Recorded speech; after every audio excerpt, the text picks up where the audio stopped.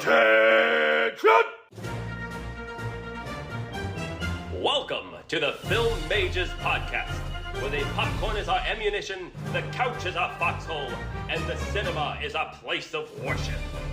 Now let me see your war face. Ah! Should old film majors be forgot and never brought to light? Should old... Hello. Happy New Year's, Film Major listeners. Happy fucking New Year. Happy New Year's. There we go. I was coming in a little hot. He's super hot. I was coming in a little bit hot. I am Zack. I'm Mick. Alexis. Yeah, and you may notice Alexis in person with me. Yeah. Not in person. I am in a far land right now. Yeah, Mick, what's going on?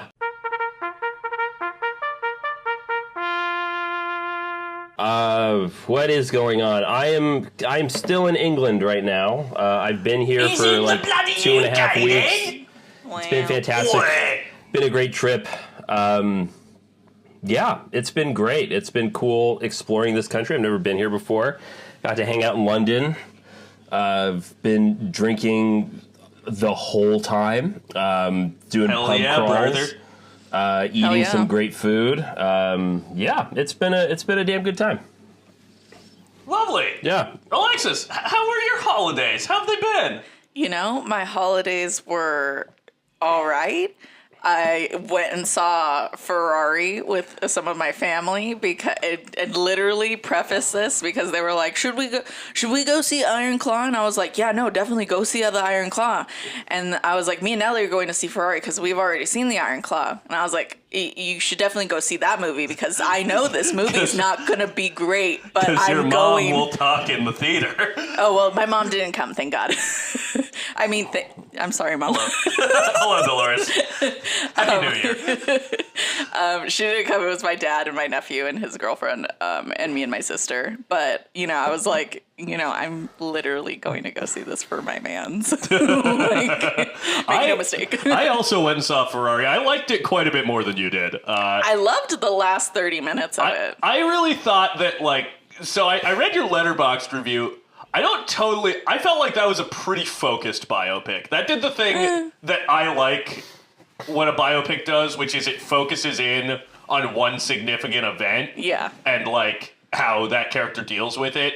Like, I also watched Maestro, which is not going to appear on my top 10 of the year list. Yeah. And, like, I respect it. Clearly that's, like, a passion project for Bradley Cooper, who I think is, like, a talented director and, like, after watching him in Nightmare Alley and particularly Licorice Pizza, I'm like, that dude is a fucking seriously talented actor. Yeah. But Maestro does do the thing of, like, spanning a person's whole life, and I don't know. I feel like that kind of makes a movie a little bit a master of none.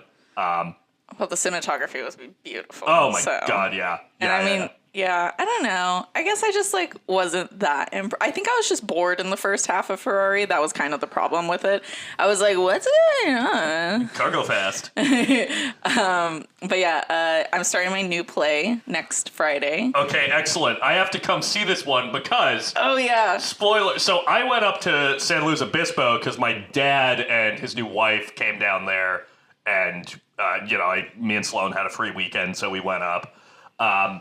And I was like, oh, this is great that you guys are coming down because I can shoot over from San Luis Obispo to Fresno and see Alexis in A Christmas Carol. But Alexis is too fucking famous, and it was sold out. LOL, sorry. It was sold out. It's a Christmas show, and you were, like, trying to come literally the day before Christmas. It wasn't the day before Christmas. So I'm in Amadeus, right? Oh, and fuck yeah. Show Mick. Let's see here. Can you... Oh, wow. Fantastic. Yeah, it's giving visual media. Marie Antoinette like so much. Like even backstage the other day because I run around the stage quite a bit. In the first act, I was like so sweaty, and so I literally just like hiked my skirts up like during my 5-minute break between the acts, and I was just like, oh my God, I just need some air. Like multiple people walked by and they were just like, that's a look, that's very her. And I was like, I know, I'm just really hot, guys. Boy Sweat Alexis coming at you. Right, that's right. That's goddamn right. Oh, yeah. Now, Mick, I heard that you watched a new release. Yeah, no, the only I've been so busy with traveling, and then the previous episode we talked about how I was dealing with COVID during a self-quarantine, so I have not been able to make it to the cinema, but I did see the new Chicken Run movie, and it's a claymation film, and I'll put it to that way. It's getting good reviews, and I'm not sure why. It's fine. It's a movie. I've mostly just been watching like Harry Potter films, but softly. And what I mean by softly is like I'll put it on and I'll fall asleep and I'll wake up and it's ending. That's kind of been my. It's kind of perfect. It's pretty much meant they're peacefully for that. not peaceful. Yeah, Yeah. And then of course I watched Muppet Christmas Carol on New Year's Eve. Cute. So that's Stone been Cold the motherfucking extent classic. of my movie going, which is why there are going to be certain titles that I can almost guarantee you would be on my top 10 that are not there just by virtue of having not seen them. So when I get back to LA next week, that's all I'm doing. I'm just going to try to catch up on films that I know I need to see before they leave theaters. Yeah. I mean, I can do like a rapid fire, just some of the ones that I saw that aren't going to be on my top 10. Sure, and then I have a story. Okay. Yeah, so I saw Wonka. How was that? Oh my god. During the fucking Christmas Carol play, my friend is always like telling me a line before I go and dance with this guy. Yeah. And one of the last nights, her comment was, "Make sure you're not wonking on his willy." And then I had to like look him in the eyes, this like 50-year-old man. For like the whole time that I danced with him. You want those Willy a little? I have continuously been, anytime I've talked about potentially going to see Wonka with Sloane, I've said, I'm going to go get my Willy wonked by Timothée. That's, you know what? That's valid. Great minds. Yeah. And then I saw Eileen, which was Anne Hathaway I wanted and to see Thomasin that. McKenzie. You know, I liked it. I think it could have been better, but I did like it. I think I wish there was more, which I think that might be a good thing about it. Yeah. And then I did see Maestro, and I mean Carey Mulligan, fucking fantastic. I did see The Color Purple. Really, I missed that one. Really loved that one. And then this movie called Passages, which has have you ever seen the Blue is the Warmest Color? No. Okay, well one of the actresses that's the one that's not Lea Seydoux.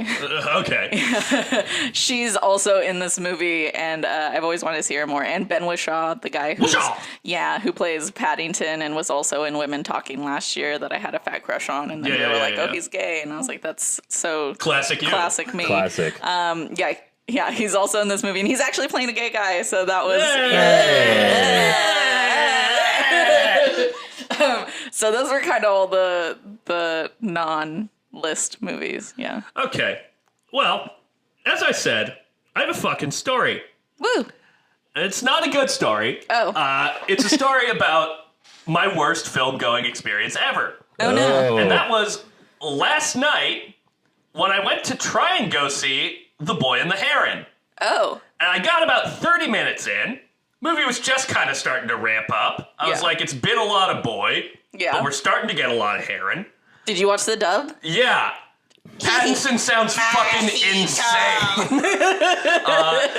Yeah, the minute that the Heron shows up and I heard the voice Robert Pattinson was doing, I was like, that's what we're going Wait, with? Robert Pattinson voices the Heron?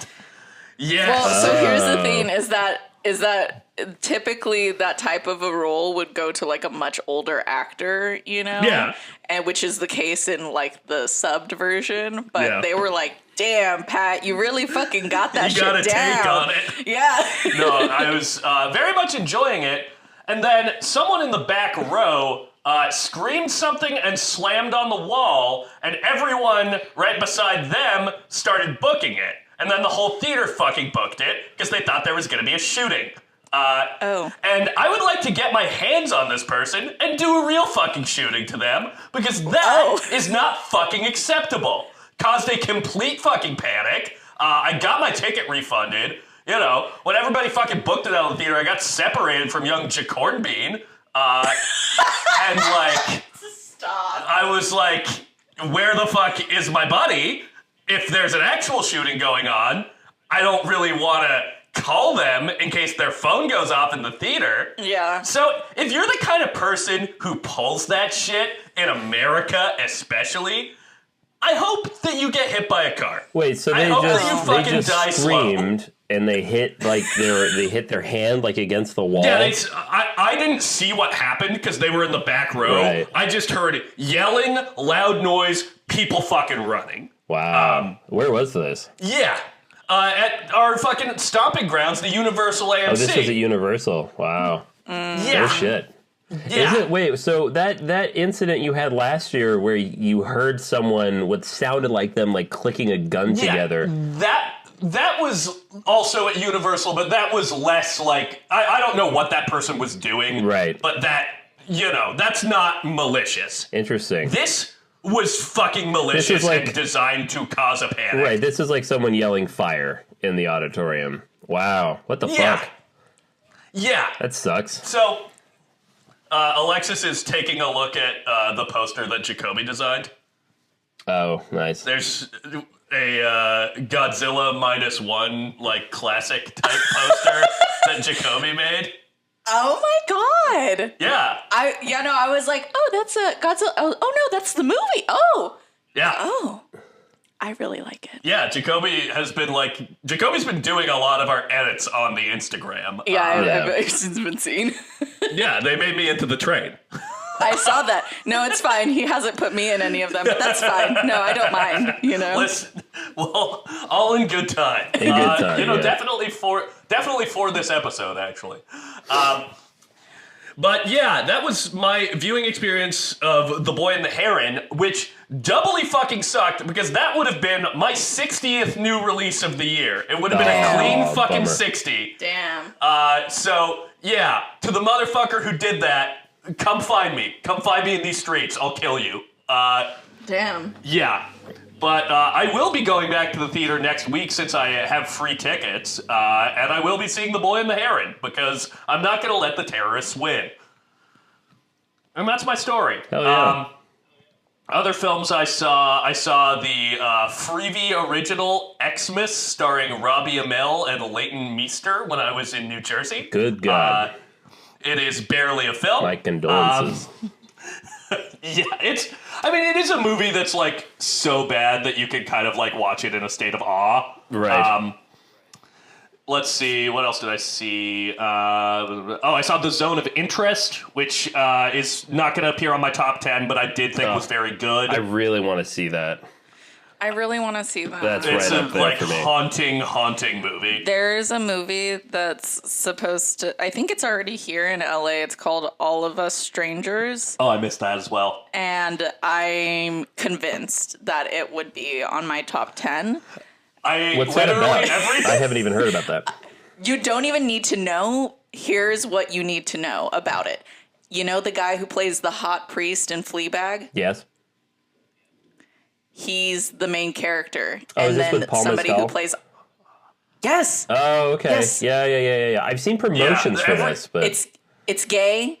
It has my man's the hot priest. We love the hot priest. It has my man's Paul Mescal. Is Paul it has Mescal fucking queer? Jamie Bell. It has Claire Foy. Like, is he queer Huh? in real Is life? Paul- Yeah. no, Oh, I don't think okay. so. No, he was dating Phoebe Bridgers. He was dating Phoebe Bridgers, yeah, Oh, okay. before she jumped ship for Bo Burnham. Your other man. Mr. Burnham. Yeah, my other friends. I just love the white men. That's your curse. That's Alexis's burden. I love that. I was scrolling on TikTok earlier today, and I saw this beautiful picture of a Christmas feast at a Mexican family, talking about the one token white man that is at every always me. Mexican family gathering. Apparently, It's that's a always thing. me. Yeah, that's been Yeah, you, buddy. there's always I've been one that. person. There's always one person that is like exclusively only dates like white men, and that's me and my family. Because I don't think my sister Natalie has ever dated a white man. And she's right for that. Yeah, I was gonna say she has She good is, taste. and she's not, because her other dating Yeah, options oh, were that's not. fair. you That's know? true. That's true. I'm not saying mine were that much better, but you know. She has more ethnic taste. Let's just put it that way. It's not necessarily better. Oh my god. LOL. Yeah, no, every time I've seen the trailer for All of Us Strangers, literally the thought in my head has been, Alexis is going to fucking love this movie. Yeah. This is That's 100% Alexis core. Yeah, it really is, truly. It's Yeah. got some family drama in it. It's got some queer shit in it. Like, it checks all my goddamn boxes. It has an Irish man. Every time they do a promo on Instagram where they're like holding the green and red flags, like introducing each other, I have always thought, like, I know Alexis is goon to this. I know that I've literally been waiting since the end of last year for this movie to drop, and I was so upset that it hadn't dropped yet in Fresno. Tragic. Super tragic. Other things I saw, I had showed Jacoby some movie, and then I was sitting in our living room, and then I saw that Tubi was recommending a film called Fart the Movie. Oh, nice. So I watched Fart the Movie. How was that? It fucking sucks, but it does feature a child Kesha in it. Features Kesha at like 8 years old. Wait, so a young Kesha's in Fart the Movie?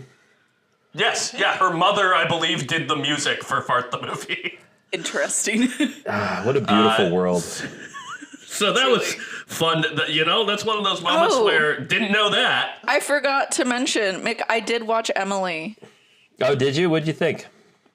You know what? I liked it. Not factually correct, but I really, really loved the romance between her and I was like, you know what? I want to be such a good writer that like my words just haunt somebody into like losing all sense of faith in their God, that they just like fully just you know? It's pretty that's the goal. That's the goal. That's the goal right there. You know what? There was also a moment in The Color Purple where like it was like insinuated that the plague was coming because Suge Avery came to town, and I was like, I want to be so big a hoe someday that I bring the plagues with me.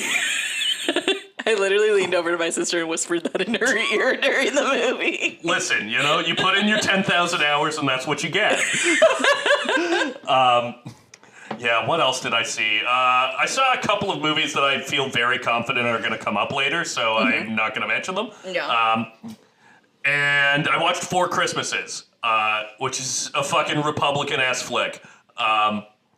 That's didn't particularly enjoy it, but I did watch it the night after I watched Xmas, so I enjoyed it probably more than I might have otherwise. I'm so disappointed that none of us watched Candy Cane Lane.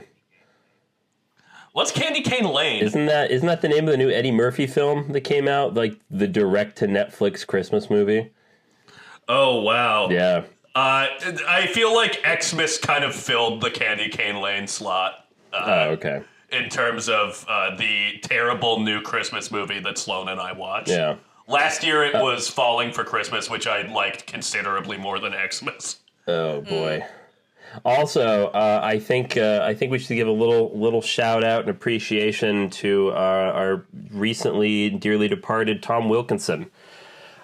Who passed away at far too young an age. I was actually really sad to learn about that yesterday. What the hell? He's, Alexis, Tom Wilkinson plays the director of the IMF in Mission Impossible Ghost Protocol. He's also in Batman Begins. No. Yeah, he's one of those guys. Yeah, he's one of our favorite that guys. Yeah, he's in a really good movie with Minnie Driver. I forget the name of it, but it's kind of like about the person who invented photography back in the 1800s. And okay, Tom Wilkinson, he actually he appears like completely nude while he's like posing in this like old lithograph picture, and it's a very beautiful film. Well, on Letterboxd how you can select your 4 movies that are like your movies. Yeah. Well, one of them's Eternal Sunshine of the Spotless Mind for me, and he's Tom Wilkinson. Yeah. So. Yeah, I was really peace, shocked man. to learn that yesterday. It's too bad. Yeah. Yeah, an absolute icon. Truly. Well, Do we have anything else going on? I feel like if you've been listening to this show since last year, you might have or if you looked at the runtime of this episode, you might have a sense that this is going to be a very long one. Buckle the fuck up, motherfuckers. Yeah, buckle up, fucklehead. So we might, if there's nothing else pressing, we might want to wrap this segment up. I'm down, see. Let's step Nick, out. Anything else? No, I'm good. Let's hop out of what's going on.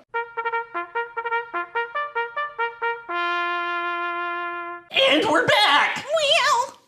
So it's that time again. Mm-hmm. It's that time of year where we talk about the best movies of the year. Yeah. And the way that we did this last year is, I thought went well, and I'd like to do it again, which is we all are going to go around the table and list our 5 honorable mention films. Doesn't have to be in a ranked order. Mine are. And I listened back to the episode, and since I went last year, I'm going to go first. You listened to the whole 3-hour episode? Well, no, I don't think I listened to the whole 3-hour episode, Was it but I got 3 up to that hours? point to kind of... Yes, it was Oh 3 my hours. God. Yeah, That's as why a- I was like, oh my god, I really gotta plan my day right for this fucking Jesus. thing. Yeah. And so I thought that last year was a, solid year for movies. I think the thing that some might find surprising, and that I kind of found surprising, is that I did not find 2023 to be a particularly good year for horror movies. Yeah, same here. I was going to talk about that. You'll only hear one horror movie in my top 15, but there is one that's just outside of my top 15 that I'm just going to give a quick shout out to, because it was, as I talked about my worst theater going experience ever last night, so too would I like to talk about my favorite theater going experience of the year, and that was Evil Dead Rise. Yeah. I went and saw it with Mick. Yeah. It was just a fucking blast. I really like that movie. I've seen it a couple of times since. I saw it twice in theaters, and I saw it once at home. Really, really fun stuff. Before the end roommate moved out, and the end roommate and I watched Evil Dead Rise together. Just a fucking blast. The series that never misses continues to not miss. Yeah, that movie is in my honorable mentions, and I got to say that it's a banger. It's paced so well. It goes really hard on the effects. Yes. Yeah, literally until yesterday, it was in my honorable mentions. It just got scooted out. But I'm just going to run through my honorable mentions. You guys do the same, and then if there's any ones that we want to put a finer point on, we can discuss those. So, my honorable mentions. Number 15, Beau is Afraid. Number 14, American Fiction. Number 13, How to Blow Up a Pipeline. Number 12, Asteroid City. And number 11, which I literally switched number 11 and number 10 as we were sitting at this table. I've been thinking about it for the past couple of days. My number 11 is Past Lives. Oh, wow. Okay. I literally have not seen any of those except for Past Lives. Okay. Who would like to rattle through theirs next? Alexis, go for it. Okay, so I'll rattle them off. I'm gonna start at my number 16 because I honestly, my 15 and 16, I'm having a really hard time ranking things, guys. Like, it's so hard. I mean, Anyways. mine aren't going to be in order. My honorable mentions. I'm just going to shout them out.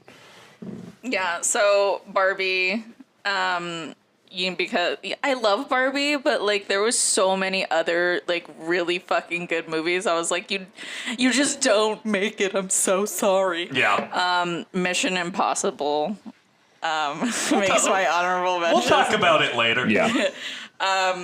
Poor Things also makes my honorable mentions. It was fun. It was fun. There's so much sex in it. I was like, ooh, oh my goodness. Of an Age, which one of the first movies that I saw in the new year in February. Really loved that. Cute little love story there, and it's gay. Nice. So, I love I feel that. like love that's that. one that's not getting a lot of attention this time of year. So hell yeah, I shout know, it out. yeah, no, I really did like it quite a lot. There was definitely a lot of nuance to it. And Bottoms. Bottoms is really I fun. still have to see that. You really do, Mick. Yeah. It's so fun. I do want to go. Here's the thing: is that I had a really hard time ranking a lot of things because I felt like I really wished that I had rewatched a lot of the movies on my my top 15. There's just no time. I mean, that's There's the just thing. no time. We have real yeah. lives. Like, this isn't like our job. If it was our job, It then feels maybe. like a job sometimes. It does feel like a job. I'm glad you're bringing that. Just for really quickly, I don't know about you guys, but this same thing happened last year when ranking movies. Not a good time. It's not a good time. I enjoy it. It's stressful for me. I don't enjoy it. I'm like, I don't agree with the list that I've created myself. I'm like, I don't know. I'm like staring at my list. Like, I feel like I'm feeling less confident about my list this year than I did last year because same. I'm just like, there were so many good movies that I saw, but then I know that there's some that I didn't see. Oh my God. Anyways, so I felt like I was in a panic. I literally was like redoing this list, like even like last night at like 2 or 3 in the morning. See, like. this is the kind of stress that I enjoy because I get to think about all the movies I watched all year. I do wish there's stuff I really wish I rewatched. The big one for me, I wish I had rewatched Beau is Afraid because I think that either would have launched way up my list or plummeted. Yeah. But I do now have it on Blu-ray because I got it as a Christmas present. So Nice.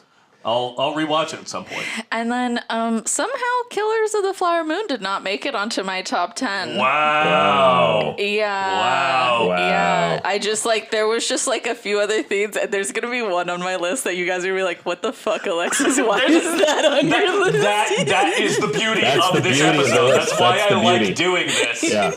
So, Yeah. if I may, since since we're all basically ranking 16 films, I'll do 6 honorable mentions as well.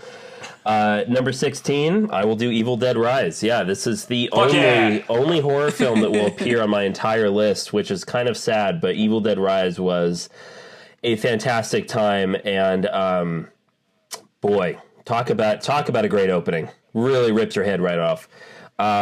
Number 15, No Hard Feelings, directed by Gene Stupinski.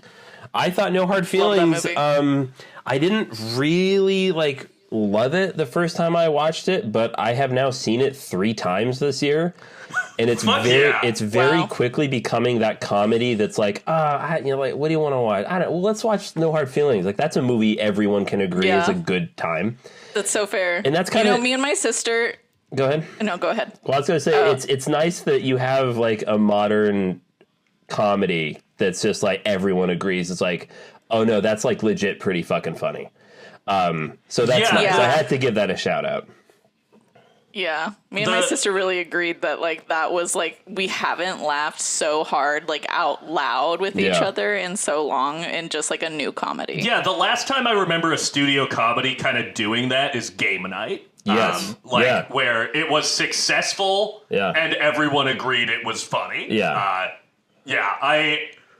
I wish I had the balls to put No Hard Feelings in my honorable mentions. There were just too many I didn't think there aren't as many movies that I gave as high of ratings this year, but my middle of the list, there's a lot of toss-ups. Yeah, no, exactly. Let's see. That was my number 14 for me is Emily, directed by Frances O'Connor, about Emily Bronte.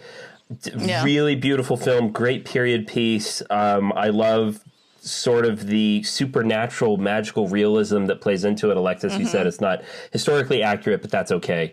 It's still dramatically. No, I really liked I liked where they took it, to be honest. And I think Emma did a really good job in her acting. Yeah. Yeah, she's fantastic. And again, has, I think, my favorite original score of the year. Let's see. Coming in at number 13, I'm going to have Asteroid City. I thought that was really, really good. Really funny, really beautiful film. Number 12, Napoleon, directed by Ridley Scott. It Missed was... that. Yeah, not Tisk. not the best, biopic, the character study that you could have, but I just have to give it a shout out because its battle sequences were so superbly crazy. done that I haven't seen something like that done in such a long time. And I would feel like I wasn't doing my duty if I didn't give that a shout out. And finally, at number 11 is Sanctuary, directed by Zachary Wigan, which is a great, almost kitchen sink drama about doms and subs, and has, I think, one of the most heartwarming, awe-inducing endings of a weird, fucked up rom-com that I've seen in a long time. Great performances, really, really great story. So there you go. Wunderbar. Well, before I get into the top 10 of the year, I would like to shout out the movie that surprised me the most this year. Mm-hmm. This is a movie that I did not think was going to end up anywhere near the top of my list, and it's sitting at my number 19, and that is Teenage Mutant Ninja Turtles: Mutant Mayhem. I think I said this after I watched it. I have fucking no relationship with the Teenage Mutant Ninja Turtles. I did not consume any sort of media about them when I was a kid. I didn't really know anything about their whole deal other than that they live in the sewer and their dad's a giant rat. And I don't know why I didn't delve into that as a child, because that's a fucking great premise. But I watched it, and despite Across the Spider-Verse coming out this year, a movie that suffered for me a little bit on a rewatch, Teenage Mutant Ninja Turtles was my favorite animated movie of the year. I really fucking enjoyed that. It was a blast at the theater. And it's always great when, listen, as we have debated recently a couple of animated films for children that I did not enjoy. Mm-hmm. I always like it when a movie for kids is made with a lot of care. Yes, so for sure. Yeah, I want to shout that out. We've already discussed this on a What's Going On earlier this year, but listen, maybe people didn't listen to it. Let's refer back really quick to Blackberry, because that was one that I went into thinking, how could, this movie about this fucking company be that interesting? But really, Blackberry really fucking good. Yeah, Glenn Howerton really fucking knocked that shit out of the park. Say, that don't man's worry, fucking Alexis, hilarious. We'll talk about Blackberry. Okay, excellent. Well, let's all go around and say our number 10s of the year then. Okay. I'll start. My number 10 of the year, which, again, past lives and this were duking it out for the past day, and I think this movie is a little more unique. Mm-hmm. It is Todd Haynes' May December. Oh, yeah. Okay. Haven't seen Alexis? it yet. I gotta watch that. I don't know if you guys remember, I watched this French movie earlier, I want to say Midsummer or something, and it's called L'Innocent, The Innocent, and it's with Louis Garrel, who plays the professor in Little Women, and also, what the fuck is her name? Noémie Merlant.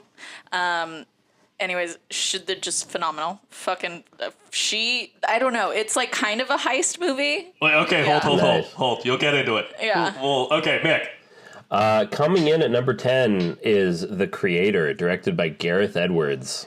Oh. Fuck yeah. That's my number 17. Yeah. I really, really enjoyed it. But yeah, let's go. Let's dive in. Yeah, I'll start with May December.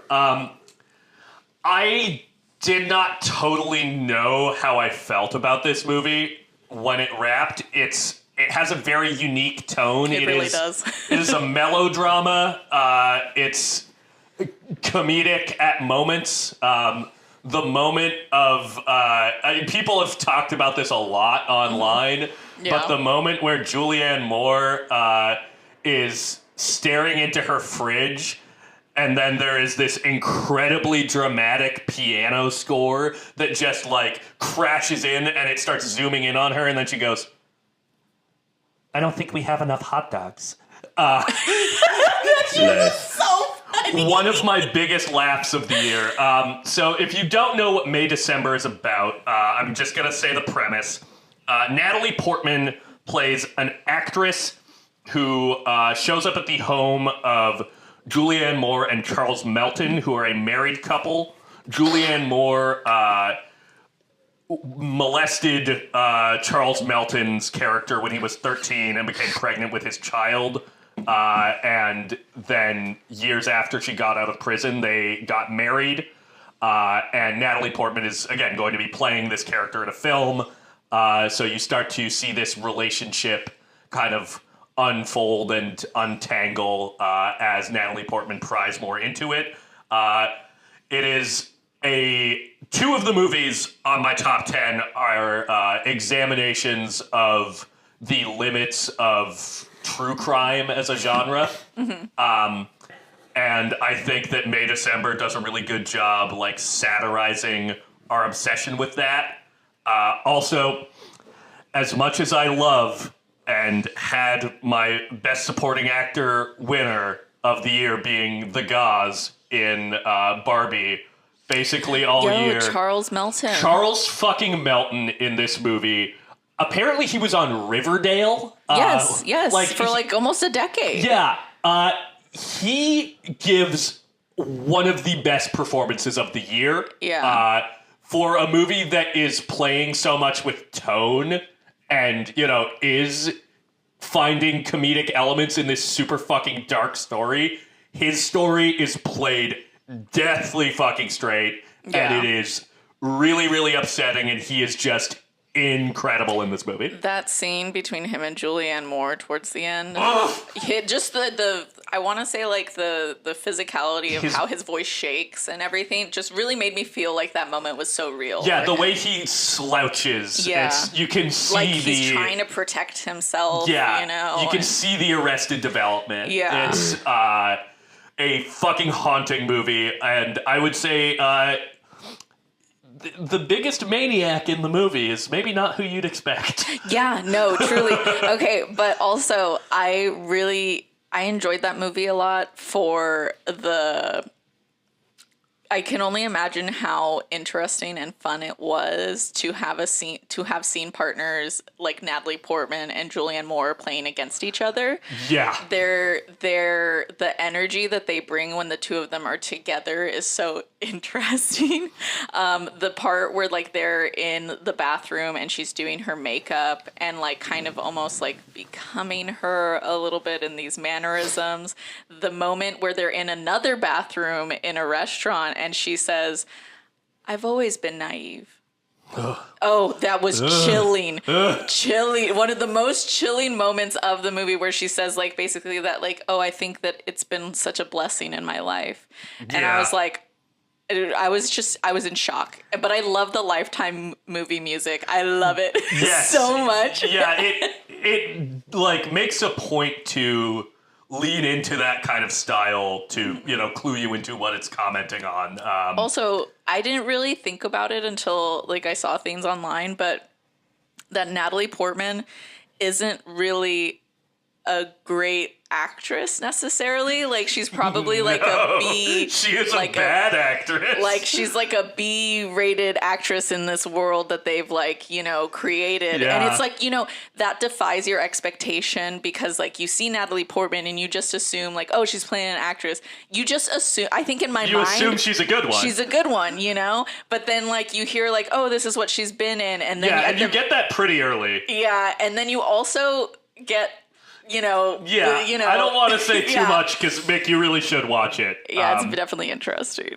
Yeah, I don't want to dismiss the performances of Natalie Portman and Julianne Moore because they're fucking fantastic. Yeah. I think it was like, I think there's a like concern that Charles Melton would get lost kind of in the conversation because Julianne Moore and Natalie Portman are like such. I think he's the famous tether. People. But yeah, no, I'm really happy to see there being a lot of conversation about him. And I think that really like totally just cements the whole statement that like his performance was really good is that he, despite this being so kind of off in tone throughout, like he is still the emotional tether throughout the entire movie. He's absolutely the anchor of the movie.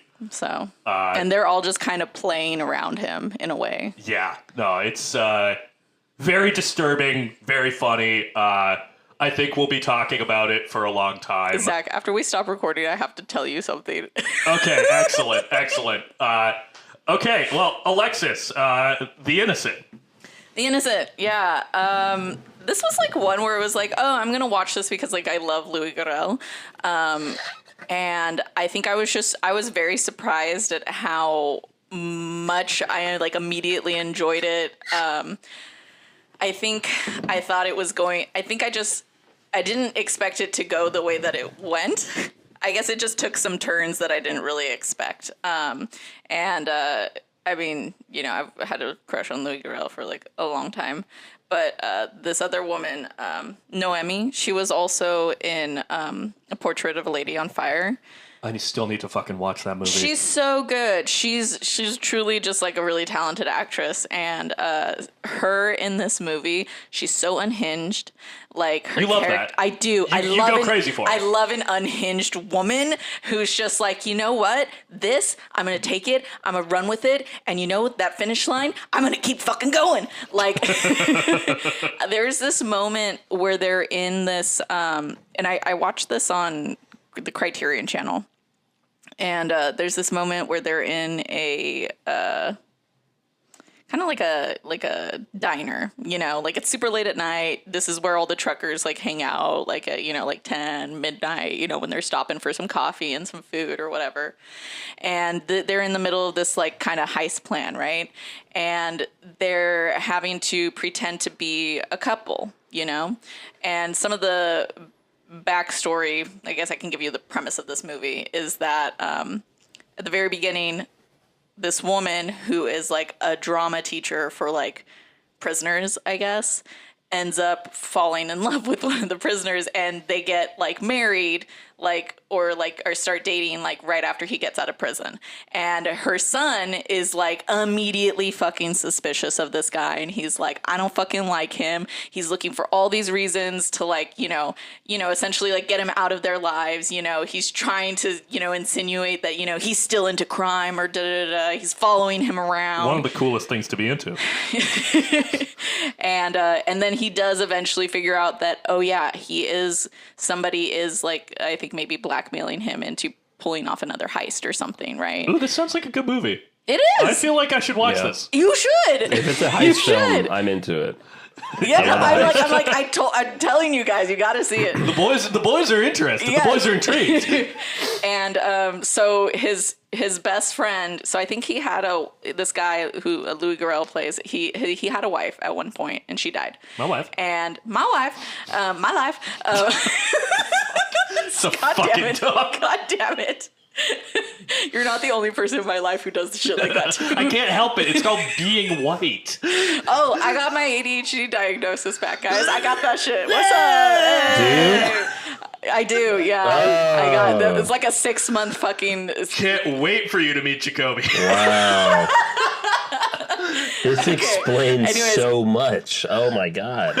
I'm telling you, Mick. I'm telling you, like. Blame it on the ADD, baby. Literally. I left that goddamn appointment after I got my diagnosis, called my sister immediately. I was like, so it's true, I have it, and if I have it, you definitely fucking have it.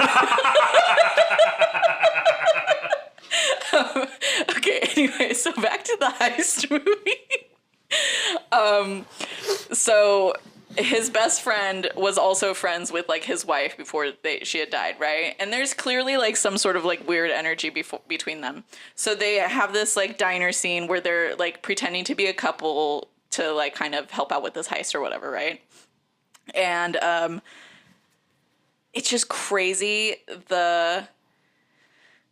because they clearly like planned out a certain part of the conversation to happen, and yet as the conversation unfolds and they're kind of, in order to play it up and to make the conversation more real, they're kind of drawing on emotional memory and memories from their real lives, and the scene between them becomes more and more and more real until it just like reaches this climax. And I just loved it so much. You love reaching a climax. I do love reaching a climax. Oh, yeah. Anyways, you guys definitely should see it. Nothing that I really said would like give away like how fun it is just to watch it. So, Excellent. Yeah. Well, yeah, Hell I'm yeah. definitely It's going to French, check that out. so a foreign Oui, language, oui. but it's good. Maintenant! Hell yeah. Sacre bleu! So yeah, not for me. Number 10, the creator. I'm gonna use Google for this. Google's gonna help me out, especially considering it has to do with AI. As a future war between the human race and artificial intelligence rages on, ex-Special Forces agent Joshua is recruited to hunt down and kill the creator, the elusive architect of advanced AI. The creator has developed a mysterious weapon that has the power to end the war and all of mankind. As Joshua and his team of elite operatives venture into enemy-occupied territory, they soon discover the world-ending weapon is actually an AI in the form of a young child. I saw this. I was supposed to see it with Zack, but we had a late-night rager the night before, and Zack couldn't make it because I think he was still Shocking. sleeping. was. But I set my alarm, and I was so hungover, and I went to see this film, which I think speaks to how good it is, because I was solidly hungover, and yet this, what is it, 2 hours and 13 minutes, I was really, really engaged by it. Obviously, I think there are problems with it, but the reason that I think it should go on my top 10 is because it's an original sci-fi film that the world building is exquisite. I mean, the tech, the droids, the ships, it's, as I said during, I don't remember what episode, I think it was maybe our Texas Chainsaw episode. Yeah, it was our Toby Hooper Texas Chainsaw movies. Go back and listen. I think the creator is up there with Avatar in terms of world building with sci-fi tech. The fact that the budget was as small as it was is amazing. John David Washington does a fantastic job as the lead, and especially because the film is about AI and its kind of sympathetic look at AI. And this movie came out during an interesting climate. This was happening during the SAG-AFTRA protests and union strikes, where basically, and also the WGA, where AI is now becoming a threat to the industry that we work in and putting people out of jobs. And so I myself felt a little uncomfortable that this movie was trying to actually have a conversation about how AI doesn't necessarily have to be bad, and the fact that it did so without being alienating and really was just a conversation about the othering of an entire group of people and how it's really like a sci-fi allegory for the war in Vietnam. It was fantastic. And also another nod I have to get to this film is I had to piss so bad by the end of the film, but I couldn't. I wouldn't walk out. I refused to walk out. A movie's good where everything in your body is telling you to leave the theater immediately and go to the bathroom, and I couldn't. My mind was like, no, you have got to see how this ends. So valid. I thought the creator. It's an original sci-fi film that absolutely nails it. Allison Janney plays one of the best villains that we got in film this year. So if you haven't seen the creator, I really, really recommend it. It's a damn good time. Alexis, have you seen the creator yet? Mm-mm. No. Okay. I'd like to chat a little bit about the creator, because I'm really glad you put this on your list. I felt kind of bad not having it in my honorable mentions because of everything you said about it being an original, like, on the higher end of mid-budget sci-fi. And I really like what it has to say about, like, drone warfare. I think that is... I think it's a especially relevant movie now. Yeah. I really enjoyed it. John David Washington he's a genuine movie star. As someone who became Tenet pilled this year, What? Yeah. I became Tenet pilled. I'm a fan of Tenet now. Yeah. Okay. I'm performing temporal pincer movements every chance I get. What the fuck does that mean? Well, you watch Tenet. It's a movie. It's a movie that's about what if friends all along. Wait, Alexis, it's a you great haven't film. seen Tenet yet? No. Really? I think you might not like it on a first watch. No one Take does. some time and then watch it again. Yeah. I didn't like it that much when I saw it the first no, time. I solidly And disliked Now I it. want to prove you wrong and like the first time. Yeah, and then but then on a rewatch, she's gonna be like, "Oh, it's shit." But yeah, it's got our boy Arpats in it. Our pads, Ooh, baby. Arpads. But yeah, I really love John David Washington's performance in that. Allison Janney, great. The kid is very good in that movie. Yes. Her name is Madeline Una Voiles. Yeah.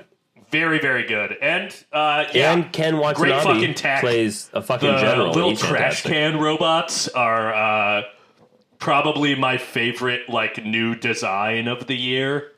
Or well, Yeah. actually, I might be talking about my favorite new design of the year in a little bit. But really, really enjoyed it. I'm glad you shouted that movie out. Hell yeah. All right, All right, well, folks. Number 9. Should Alexis go first this time?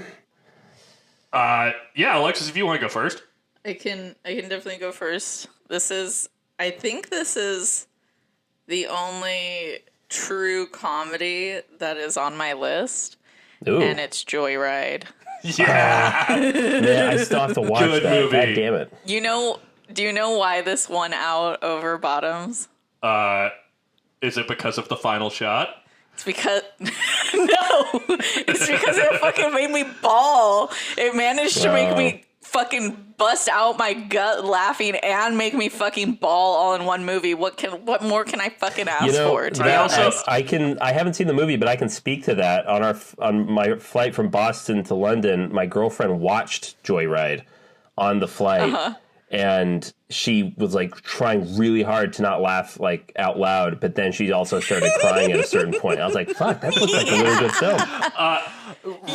Real quick, I think we should be shouting out the directors of these movies. Yes. That's Adele Lim, who made Joyride. okay. So technically, the reason why I also really wanted to watch The Innocent was because Louis Garrel also directed it, Oh, and I wonderful. was like, "Fuck yeah, my dude! Yeah. Love Nice. to see it." But yes, And Todd Haynes directed May December, if I Yeah. didn't mention that. I think you did. Cool. But, Okay. Yeah.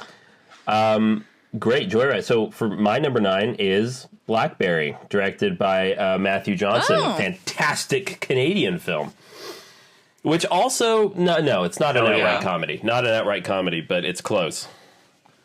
But it is funny. Yeah, it is hilarious. All right, and my number 9, I really tried not to have a recency. Like, I very much went into this week being like, things are going to have to work real fucking hard to make my top 10 at this point in the year. Yeah. But my number 9 is a movie that I watched this week, and that is Sean Durkin's The Iron Claw.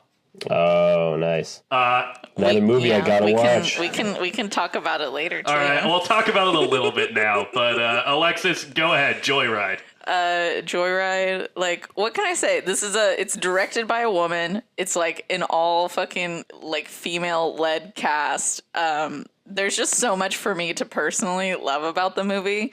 I love a good, I remember reading reviews about this, like, after I watched the movie, and I was like, oh my God, that makes so much sense, where they were basically like, we want to make something that's kind of like the Joy Luck Club, but also it fucks.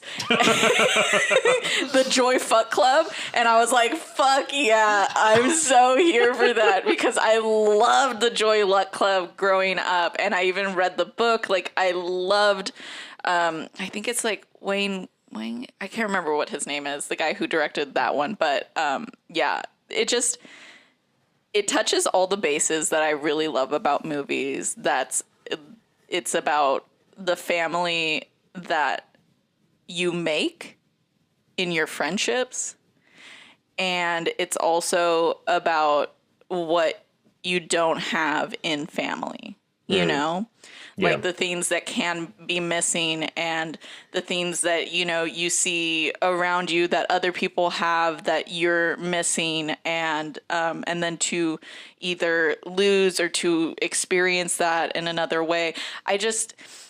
It's about friendship. It's about family. It checks all the goddamn boxes for me. It's raunchy in a way that, like, I'm not normally like, oh, I love raunchy movies, you know, necessarily. I am. But Which is I weird know, because you are such a raunchy person. You'd think that would be another I checkbox am such a for you. raunchy person. She gets enough of it in her day to day. Yeah, That's exactly. true. I'm like, if you lived in my brain, you wouldn't need to watch these movies yourself. Yeah, she's like, most movies can't match me.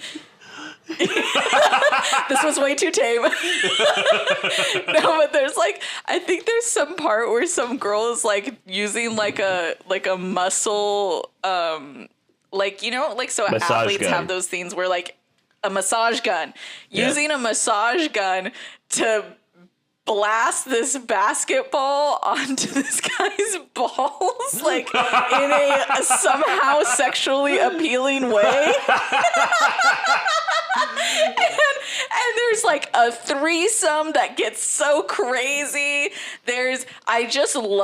I think just the movie going experience itself was so fun because like me and my family, we did not know that this was going to be so inappropriate. So my 8-year-old nephew came with us. Hell yeah. You were the people at ACT. Teacher movie. You were the family that brought their child to ACT. No, that child was like 5 years old. Okay, that is much unfair. better. I'm so sorry. Yeah. It is unfair, and also, I have nothing else to defend us with. And also, Yeah, no, but my favorite thing was just like a part where he was like, she's like you, and talking about the fucking horniest shit best friend. Who, like, she's voted most likely to go to jail. And he's like, that's like you. And I was like, what? How could you read me for filth so desperately? What the fuck? Yeah, so just like, I think the movie going experience was so fun. I really loved the characters. I Dead Eye, so fun. And fucking Stephanie Sue, I'm just so excited to see so much more work from her. Yeah. Sherry Cola, who played the best friend that I was like, you know, my nephew was like, that's you. She was so good. Like, everybody, Ashley Park, they were so good. I have nothing but great things to say about that movie, to be honest. And the fact that, like, it could be so funny and outlandish, and then to pull it back into the emotional core of needing and wanting family. Yeah. You know, just kudos all around. Yeah. Sabrina Wu was on my best supporting actress list for a very long time. She's so fucking funny. They crushed it. Also, shout out to having a POV shot that I've only ever seen in The Handmaiden. Crazy. Crazy. Yeah, that crazy. Mick's picking up on it. Mick's picking right up on it. Talk about movies made for me. Yeah, honestly, with the whole massage gun basketball to the balls, I'm sold. I'm sold. That's all you need to say. I'll watch it.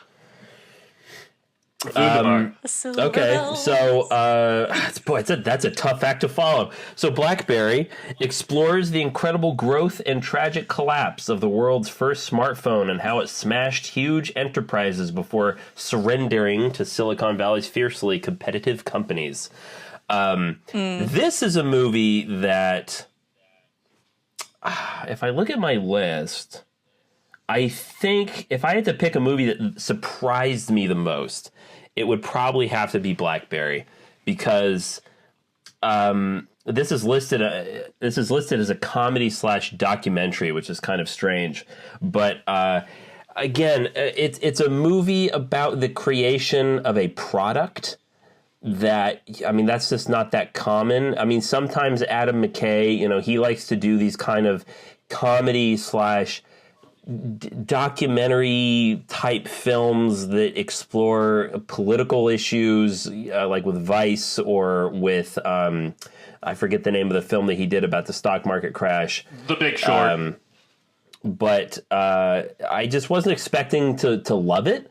But this movie came out earlier in the year, and it has remained in my top 10 as just a completely rock-solid film that is incredibly funny, but also, like, surprisingly dramatic. Again, Jay, is that how you say Baruchel? Yeah, it's either Baruchel or Baruchel. I think it's Baruchel. Is it Baruchel? Okay. Everyone talks about, and rightfully so, everyone talks about Glenn Howerton, how great he is, but Jay Baruchel... He's from Waterloo, where the vampires hang out. He does such a good job. I honestly think he holds the, like, emotional heft of the film, because the arc that he has from someone that is, like, the only one that I really trust to, like, do the right thing is to kind of being like Icarus, and he is his own downfall, is fantastic. He does such a good job. Also, Matt Johnson as Doug. Oh my God, I love him. Is like, he's comic relief, and then he says cut, and he's gone behind camera, and he's directing the damn film. I mean, that is insanely impressive. And then, yes, Glenn Bradley Howerton. Cooper, who?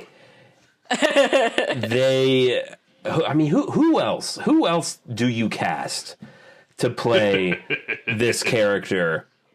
And they correctly, if you're a fan of It's Always Sunny in Philadelphia, then you will appreciate this film, because, you know, he goes the full Glenn pretty much, which is fantastic. Mm-hmm. But he also, as I wrote in my review on Letterboxd, he also gives, like, a really good dramatic performance that I think deserves a shout out. That he's a genuinely damn good actor, as well as Juilliard trained, baby. Yes, that's right. He really? was trained in Juilliard. Yeah, he went to Juilliard. Matt? No, Glenn Howerton. Oh. Yeah. Yeah, that makes sense. And then also, this movie is kind of an automatic top 10 film because it has Michael Ironside in it. I've always said you put Michael Ironside in a film, it will be in a top 10 list somewhere. So yeah, this movie really, really surprised me, and it has stuck with me ever since coming out in the spring. Really, really good. Definitely recommend. And also the documentary style, with the camera kind of zooming in, zooming out, like the camera's kind of behind the wall and zooms in for like a dramatic shot. I think that's so effective. Yeah, it's giving like Succession. Yeah. Yes. Very, Which, very I much. mean, if we want to talk about favorite things of the fucking year, I never watched season 4. Man, I still the other person I'd like to shout out from Blackberry, because that's another movie that it's in my top 20, and I was a little sad to not put it in my honorable mentions. Yeah.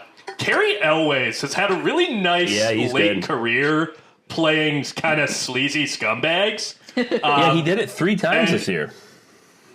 What else was he in? He was in Operation Fortune. Oh, which I missed. Which he plays a sleazy scumbag. He's also in Mission Impossible. Oh, yeah. He is in Mission... Oh, fuck, he is in Mission Impossible. Yeah. Is he? Who's in Mission Impossible? He's the director of... the NSA, right? Oh, my God. Yeah, the director of the NSA, I think. He's the guy who they meet on the... Who Gabriel meets on the train. Yeah. Oh, man. Okay. We'll talk about it. We'll get into it.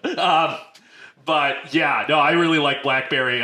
Glenn Howerton's delivery of... Fuck you! I'm from Waterloo, where the vampires hang out. Is one of my favorite line reads of the year. Fantastic. I met him briefly. I met him briefly at the beginning of the year, and he was just a fucking delight. As soon as he realized I was a fan of Sonny, he fucking snapped into Dennis. Yes, I love it. I was like, I don't want to speak out of turn, and then he just snapped around and went, so don't! Fucking incredibly funny dude, deserves all the fucking kudos.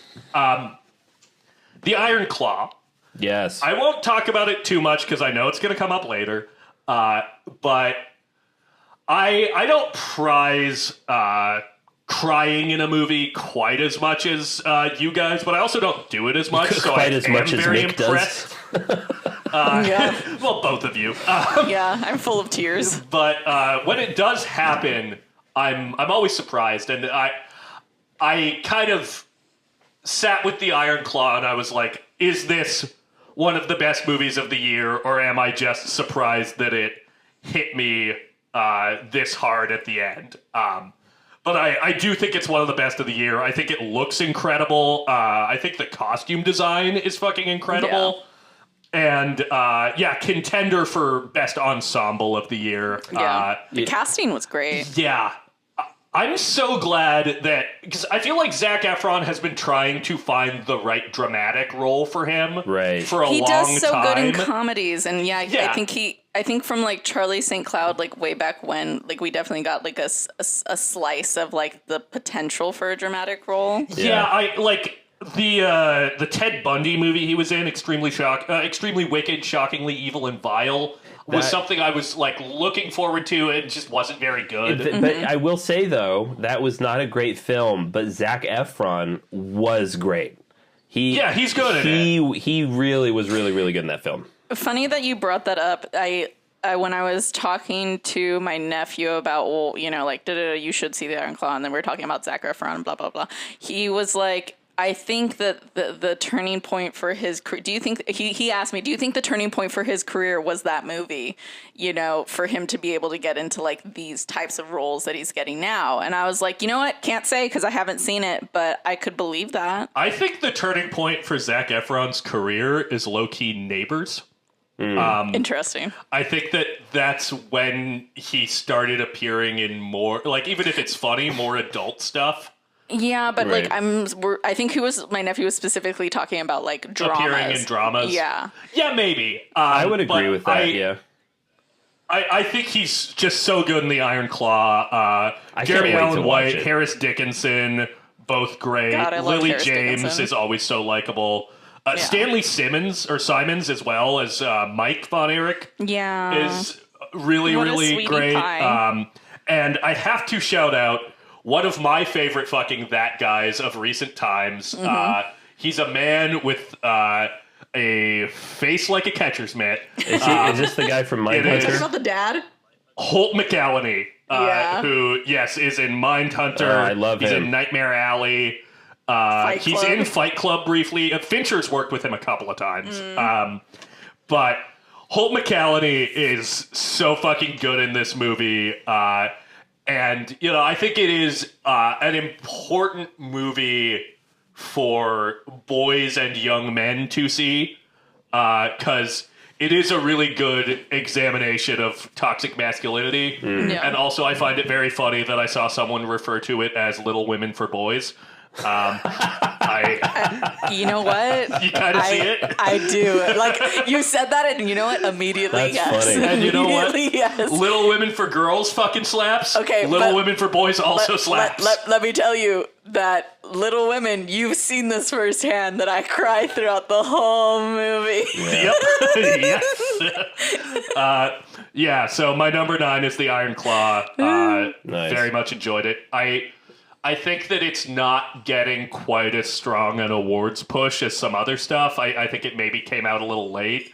And I wish it was, because I think it's a fantastic movie. I've read both of your... Well, I don't know if I've read yours, Zach, but I read Alexis's review on Iron Claw, and it does make me feel melancholy that I do feel like had I seen it, there probably would be a solid chance it would be in my top 10, or at least my top 15. Mick. And everyone that I know that has seen Iron Claw has come out saying, holy shit, that was like being hit by a freight train emotionally. I was genuinely surprised. Yeah, I didn't think it would hit that hard. I'm disappointed to hear that it's not getting, like, I haven't even fucking seen it yet, but I'm already like disappointed to hear it's not getting that much awards traction.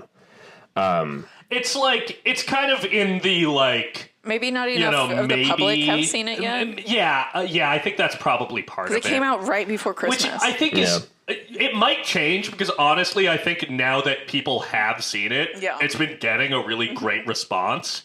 Like, it is the kind of movie that I think you can take basically anyone. Take your dad. Your dad will love it. Yeah, 100%. It's some great dad cinema. Can't take my mom. I literally went back home and I was like, don't see that movie, Mom. You're going to hate it. Iron Claw?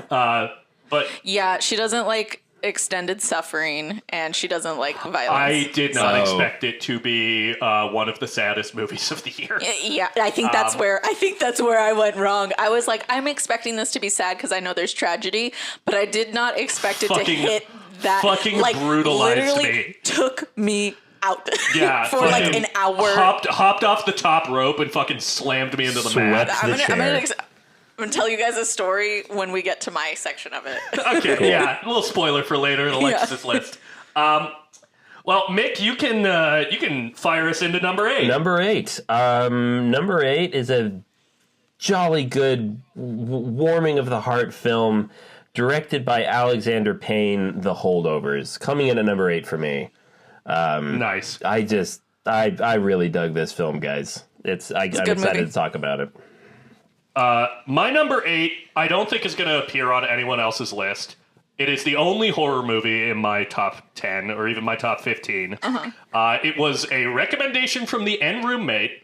Oh. And that is, by the way, the N Roommate his departure was the reason that I missed the creator. That's right. Yeah, we all got fucking tanked. But my number 8 is Damien Rugna's When Evil Lurks.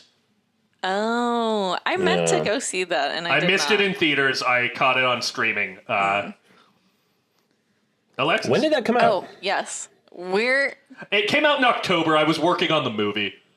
We're going to have to take a pee break after this. Okay. Just letting you know. Little pee break after this? Yeah, little pee break after this. So my number 8 is Anatomy of a Fall, and I watched this so recently that like I really been like playing where it is on my top 10 because I'm like, I know it belongs here somewhere. I just don't know where. Right. And I think that if I had the time, obviously to rewatch some of the movies on my top 10, like I would know really where it belongs. But just like literally when we started this conversation, it was higher. And then by the time we've gotten to this point, it's at 8. So. And that is Justine Treat. Yes. But yeah, so that's my number 8. Nice. All right. Did we break now? All right. Number 8, The Holdovers. A curmudgeonly instructor at a New England prep school remains on campus during Christmas break to babysit a handful of students with nowhere to go. He soon forms an unlikely bond with a brainy but damaged troublemaker who, with the school's head cook, a woman who just lost a son in the Vietnam War. I was really excited to see this. I'm a huge Paul Giamatti fan. I also really like Alexander Payne. Despite having actually not seen a lot of his filmography, but everything I have seen from him, quite a fan of. Yeah, this was just such a heartwarming movie about people that have been wronged or they're just really embittered about life and them slowly opening up to other people. And part of why I enjoy films is when you get to meet characters that genuinely feel like human beings, fully realized human beings. And what I enjoyed so much about The Holdovers is I felt like I had just met these 3 people and that I knew who they were. And that I had a really profound time with them as they did with one another. It's a wonderful Christmas film, even though he says it's not really a Christmas film. It's a fucking Christmas film. I love how it's shot. It's definitely a Christmas movie. I love the way, I don't know if they shot it on film. I'm going to assume they shot it on film. They didn't. They shot it digital. They did. No kidding. Wow. Yeah. It's old school. It looks very old school. I love it. Yeah. Yeah. Just really, really, really, really good stuff. And also, as someone who appreciates history, which is partly why I've been having such a good time on my trip right now, I really love the line where he talks about in order for us to better understand the present, we need to understand the past, because everything about the past informs the present.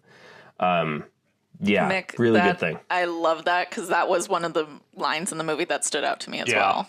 Yeah, it's so good, especially when you see a picture of it and it's pornography on a vase, right?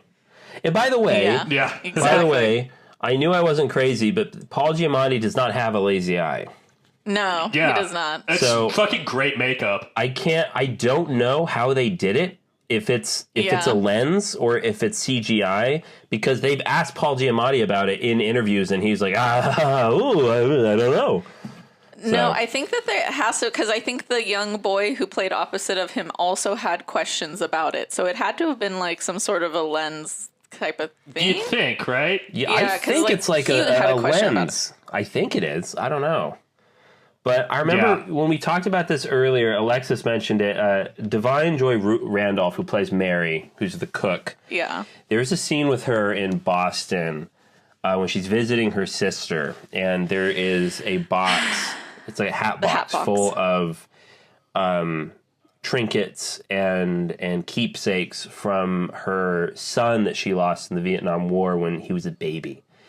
And I remember being hit basically like a punch to the stomach of just being overcome with emotion when she looks at his baby shoes, his little baby booties, and how that is such a symbol of innocence and such a symbol of how time has passed.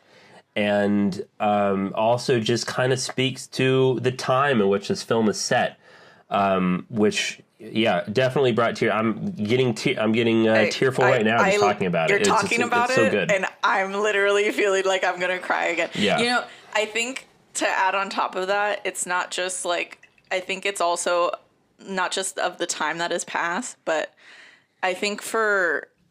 Like, I have an 8-year-old nephew that I feel very, very close with, and, like, I was with him a lot as a baby. Like, I was definitely, like, second mommy to him, like, in a lot of ways. And in some ways, like, it really feels sometimes like that time hasn't passed at all. And so when I saw those booties, like, I was just so hit with the fact of, like, you know how, like, your parents are like, oh, you're still my baby sometimes or something like that, you know? It's true for them. Like, no matter what time has passed, they'll always remember you that way, you know? Because, like, it was such, you know, despite, like, whatever arguments or disagreements you've had, like, over time, you'll always remember your baby the way, you know, when that moment where you guys were just so in love with each other because that's all that you really needed from each other was each other, you know? Yeah. It's such a good moment. That hat box broke my fucking heart. Yeah. I really like, I feel like she undeniably kind of has the heat in the supporting actress race right now. And I totally see why, because that is like a real full meal of a supporting performance. Like, she gets those impactful, dramatic moments, but she also gets to be really fucking funny. Yeah, she does. The bit where she is drunk as hell before it becomes kind of sad. And there's someone who's trying to change the music at the party because she's like running. Don't you fucking touch that record. Don't you fucking touch that record. Just huge laugh line. Her talking about how her son fucking hated Paul Giamatti when she was a student. When he was a student, really, really got me. And then, like, there's a very great emotional line with Paul Giamatti and that young boy, but also, like, her tethering them together in a way where, like, especially when, like, Paul Giamatti says something like, you know, like, why don't you just leave then, you know? And she's like, when a kid doesn't get picked up by their parents for fucking Christmas, you don't fucking say shit like that. Yeah. You don't fucking tell them that of all the people that they're with, even you don't fucking want them. And I was like, yes, girl, you tell him. Got him. Fucking got him. Take him away. Yeah, no, I love her. So good. Yeah. All right. Well, anything else on the holdovers? One more thing I'll shout out is there's a quick the relationship that Paul Giamatti's character has with this other woman who works at the school, that you begin to sense, as does he, that there might be a bit of a romantic spark in between them. And for all of my True Blood fans out there, you'll know that she played one of the waitresses. The waitress. She played the waitress in True Blood. Okay. Yeah. I love her. It was great to see you her in and this your film. fucking True Blood. Lafayette. there's a scene at the Christmas party where they're actually like kind of having some chemistry. And then she turns around and goes, oh, there's someone at the door. And she goes, and it's her husband, who we have not been introduced yet. And they kiss and they hug. And Paul Giamatti plays this emotion so well, which is like, oh, of course, yes. How did I even why did I let myself even think that this was actually a thing? Of course it was too good to be true. Of course it was all in my head. And I think a lot of people can relate to that emotion at one point in their life where they think like, oh, we have undeniable, me and this person, we have this undeniable thing happening right now. And then something will happen. You'll go, oh, that's right. Nope. Life is not like that. And the way he played it on his face, with no lines of dialogue at all. Fuck, it was so well done. Yeah. This is such a good Paul Giamatti character. Okay, one more thing on your movie. I love that this was your choice, Mick. The scene where the young boy goes to see his father. Oh my god. And he starts to like talk. He starts to talk to him.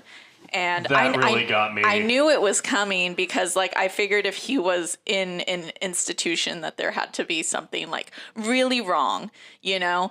And as soon as his father started talking, I was like, yep, that's pretty much what I expected. But it doesn't stop it from hurting. No. Because you know how desperately that... He's a teenage boy, so he's trying to cover up the fact that he needs... his father so much, you know, but you can see like all throughout these mentions of Boston, you know, and so you know how desperately he wants to see him, wants to connect to him, and in that moment that he has possibly an opportunity to, it doesn't happen, and it's so it's a real fucking kick in the balls. It's one of those rare occurrences where not the characters but the audience kind of gets a closure of, we keep getting like this Boston. Oh, the dad is actually still alive. Let's meet the dad, and we meet the dad, and it makes us feel worse. We're like, oh, shit.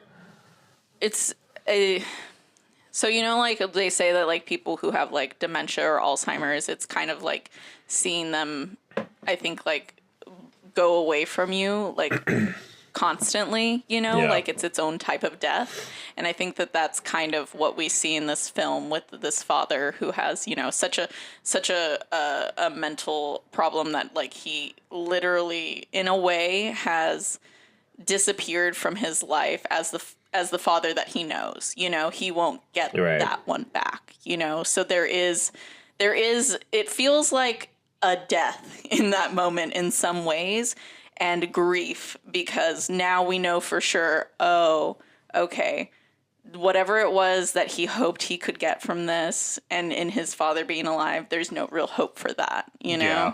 So. Yeah. I feel like Dominic Sessa is kind of the under-discussed performance in this movie, and he's also very good. He's very good. Much like my number 9 pick, take your dad to go see this one. It's good dad cinema. Well, you know what's not good dad cinema is When Evil Lurks.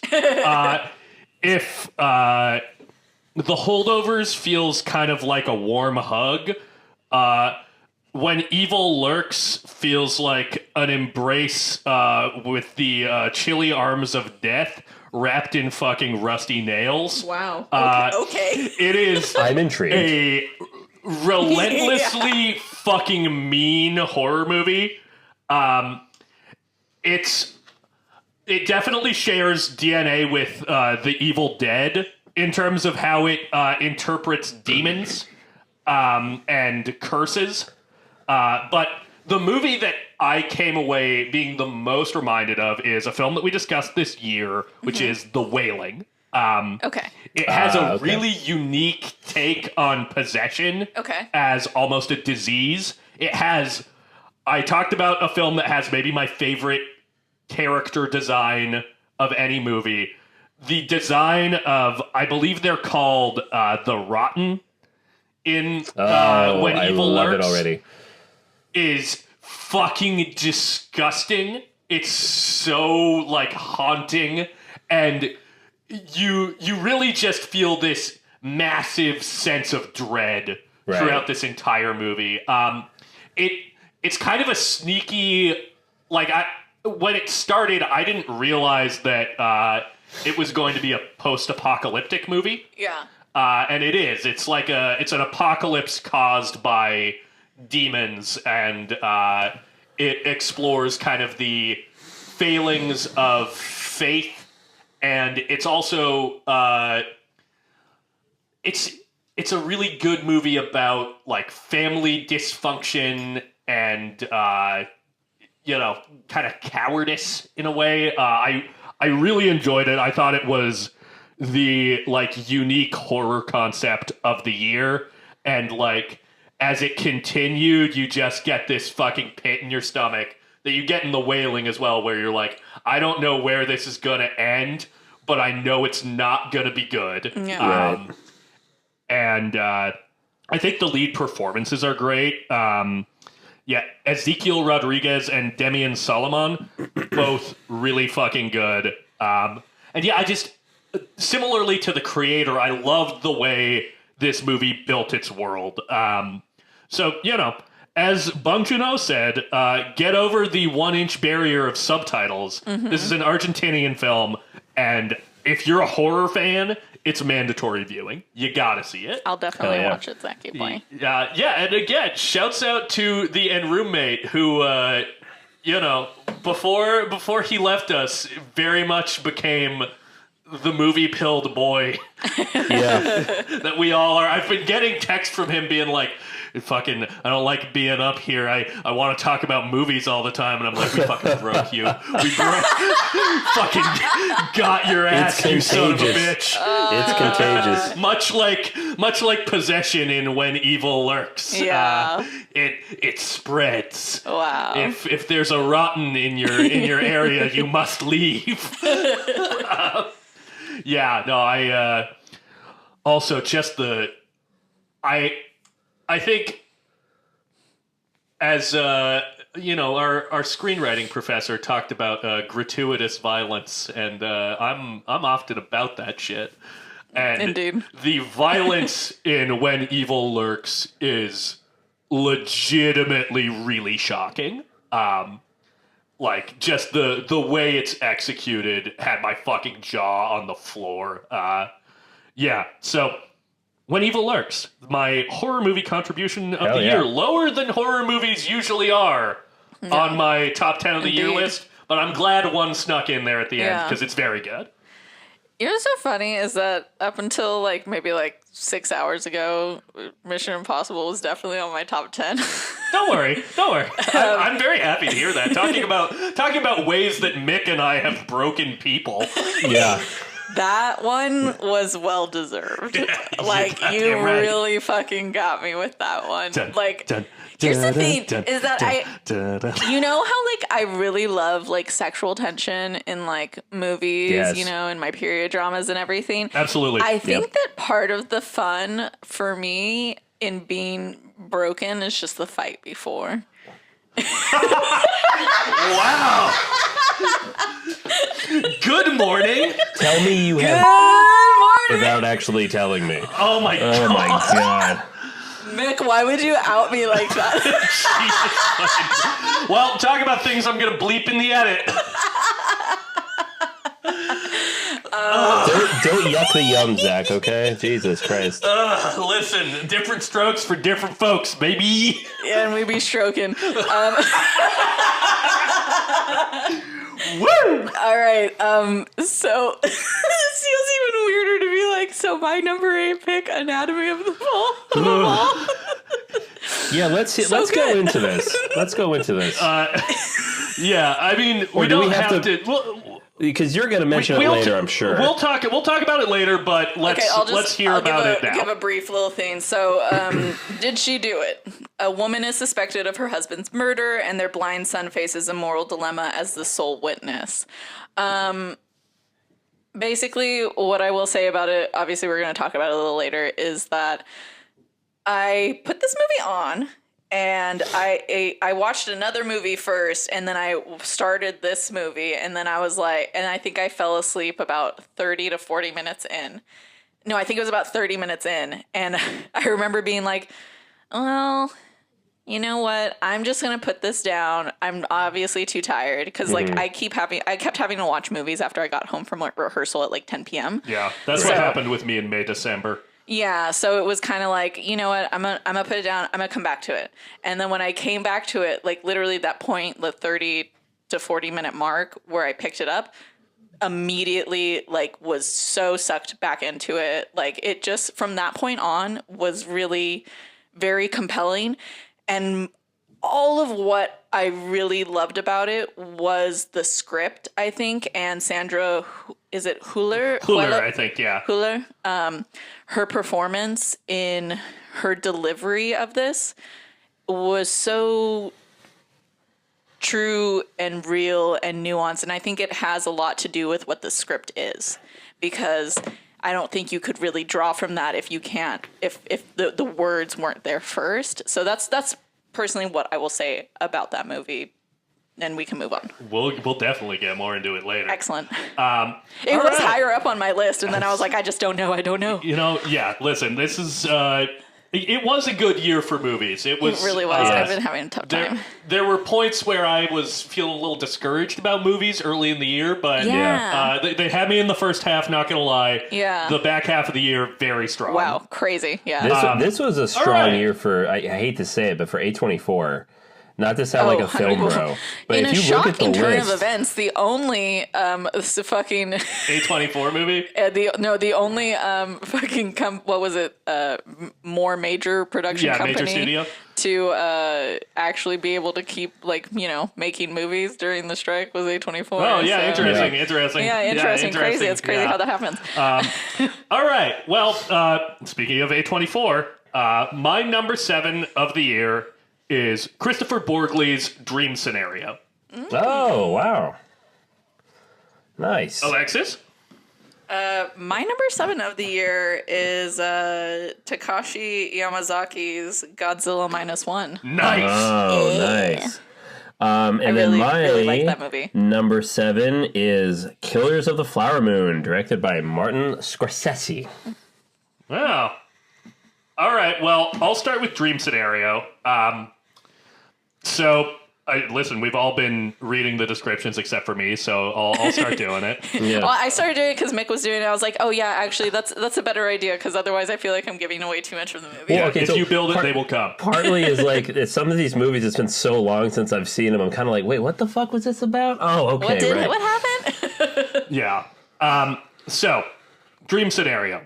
Hapless family man Paul Matthews finds his life suddenly turned upside down when millions of strangers suddenly start seeing him in their dreams. But when his nighttime appearances take a nightmarish turn, Paul is forced to navigate his newfound stardom. So, I was having a little bit of a tough year with my boy Nick. Yeah. Renfield underwhelmed me. Oh, yeah. There was a movie that he was in called The Retirement Plan, I think. It was like an old guy action comedy that I left because I was like, I should be doing Uber Eats and making money, and this movie sucks. Yeah. It felt like a Redbox original. You left the cinema? Yeah, I fully left the cinema. Wow. It felt like a straight to DVD movie. I did not know how it. The closest I've gotten to that this year was A Silent Night by John Woo. Yeah, well, listen, I've left the cinema 2 times this year, and 1 time I thought I was going to get shot. So that tells you how fucking bad. Tells you how fucking bad the retirement plan was. Yikes. But yeah, that's true. As much as I really shat on Ambulance a couple years ago, I didn't leave the theater. Yeah, you sat your ass down because it's a good movie. But okay. No, we kept waiting to see if it would get better. That's all. Jokes on us, I guess. It got better and better. But Nick Cage is fucking fantastic in Dream Scenario. For a guy who, this is a movie that is in conversation with Nicolas Cage as a meme. Because, people, based on, YouTube edits of extreme moments from his movies, were like, oh, Nicolas Cage just goes over the top. Nicolas Cage just goes big. He freaks out. He goes crazy. And that's just a huge disservice to him as an actor, and it really flattens him into this one thing. And he plays this movie. It's a very funny performance, but it's a very quiet and real one. And yeah, like I said, it's a movie that's in conversation with the notion of Nicolas Cage as a cultural figure. It's the first thing, or I guess the second thing, because Tar kind of did it last year. It's a movie that is in conversation with the notion of cancel culture and celebrity in a way that is actually interesting. Because that's a subject that is so often just makes you want to fucking drill a hole in your head. And this deals with it with a lot of nuance and humor. And yeah, I think Nicolas Cage is the only person who could have pulled this role off. Has a great and funny supporting cast. Julianne Nicholson, who plays his wife, is wonderful. Yeah. I love her. She's in Togo. Oh, she's in Togo? Yeah, if she's who I'm thinking of, wasn't she in Mare of Eastwood with Kate Winslet? Maybe. I haven't seen that. But also Michael Cera, who is having a great, he's great. return to the big screen year, also in Barbie. He's so also funny in this movie called movie. The Adults that I've been wanting to see. Oh, okay. Tim Meadows, who is one of my favorite undersung comedic actors. He's in both Pop Star Never Stop Never Stopping and Walk Hard the Dewey Cox Story. Yeah. He plays Nicolas Cage's the dean of the school where Nicolas Cage is a professor. He's super fucking funny. And Kate Berlant as well, who is another great comedian. She's been in I Think You Should Leave. Also very fucking funny. This movie has the funniest fucking sex scene that I've maybe ever seen. Yeah, I think if I had to pick the most singular, hilarious scene to come out this year, I think it would be the sex scene in Dream Scenario. Because it starts off as being creepy. Like the quote unquote the dream scenario where you just see a silhouette of a figure in the corner. You don't know, is that a person? Is that a hat rack? Like, what is that? And then the scene like unfolds, and like I said in my review, like I was like biting my knuckle trying to not like just blare out loud laughing during that sequence. It is so well done. Oh my god. Yeah. Probably my favorite comedy of the year. And yeah, just very happy to see Nicolas Cage still fucking showing us why he's a goddamn movie star. Yeah. Big fan. Alexis, have you seen Dream Scenario?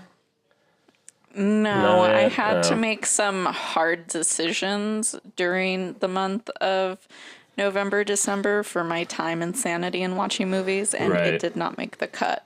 So bummer. Well, if it makes you feel any better, there was two movies that I was going to watch. It was either going to be A Silent Night or Godzilla -1, and I chose Silent Night. And I'm still You have chosen poorly. I'm still kicking myself in the balls over that one. I have to pee again. Alexis has to pee again? What? Don't even know what's happening, guys. Alexis, you need your like every 5,000 mile pre-checkup or something. I know. Okay. Are we pausing? Okay. No, it's fine. We're gonna soldier through. We're soldier through. Yeah. Okay. Is it my turn? Sure is. Okay. Godzilla -1. This actually may be the movie on my list that surprised me the most. Because I definitely, read the fucking reviews. I've never seen a goddamn Godzilla movie before. Like, none of them. Like, literally could care less about fucking Godzilla. I've never seen a goddamn Godzilla movie before. I've seen a goddamn lizard in my life. I believe her just by how she words that. Like, nothing could interest me less than somebody being like, it's a monster movie. I'm like, okay, that sounds nice. That's where you and I differ. Yeah, I know. For real. Different strokes for different folks, right? You're goddamn right. Yeah, no. So I went to see the movie because I was like, okay, getting really good reviews. I think it's going to be good. I feel like this is something that I should see. And within 30 minutes, it really hooked me so hard. I mean, like, honestly, the opening scene, I think just seeing that monster for the first time, because, I mean, maybe perhaps part of the surprise of it is the novelty of seeing Godzilla on the screen for the first time. And seeing such a large, distracting monster. He a big boy. He is a big boy. And then just also that, I love World War II history. You know that I also do love the history of, the experience of the Japanese people on the other side of that as well. I love the movie Grave of the Fireflies by Isao Takahata. And so, seeing the first 30 minutes of somebody coming back to their town, I think just there was a lot of like nuance to the character of like, like he's a kamikaze, he was a kamikaze pilot, and therefore, why are you returning?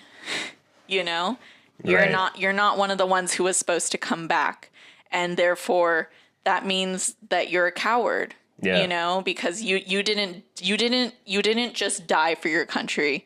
There's like this level of like nationalism that is implied in the movie, especially in those first 30 minutes, by the response to him being a kamikaze pilot and not just fucking YOLOing himself into oblivion. Well said. Classic when you YOLO yourself into oblivion. Alexis Avizia, scholar. Hey guys, I'm here for the people. The people of 2012?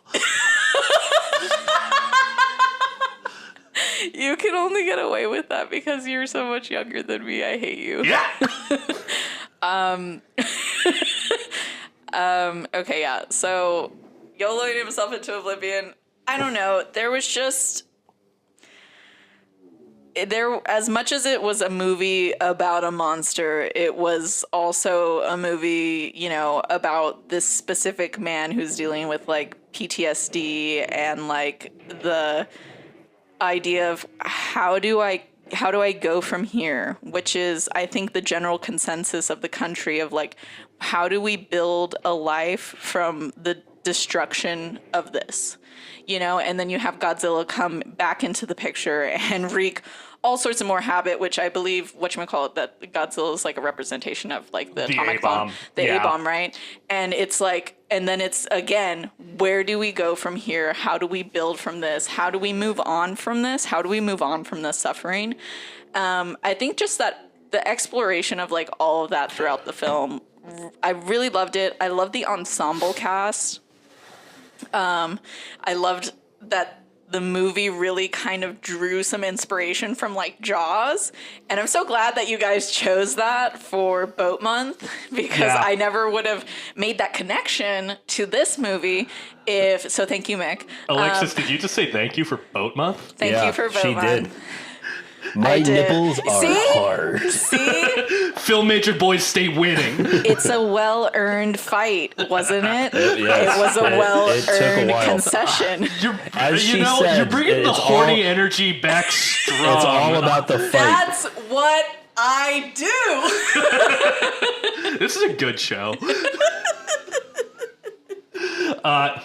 So I also saw Godzilla -1. Yeah.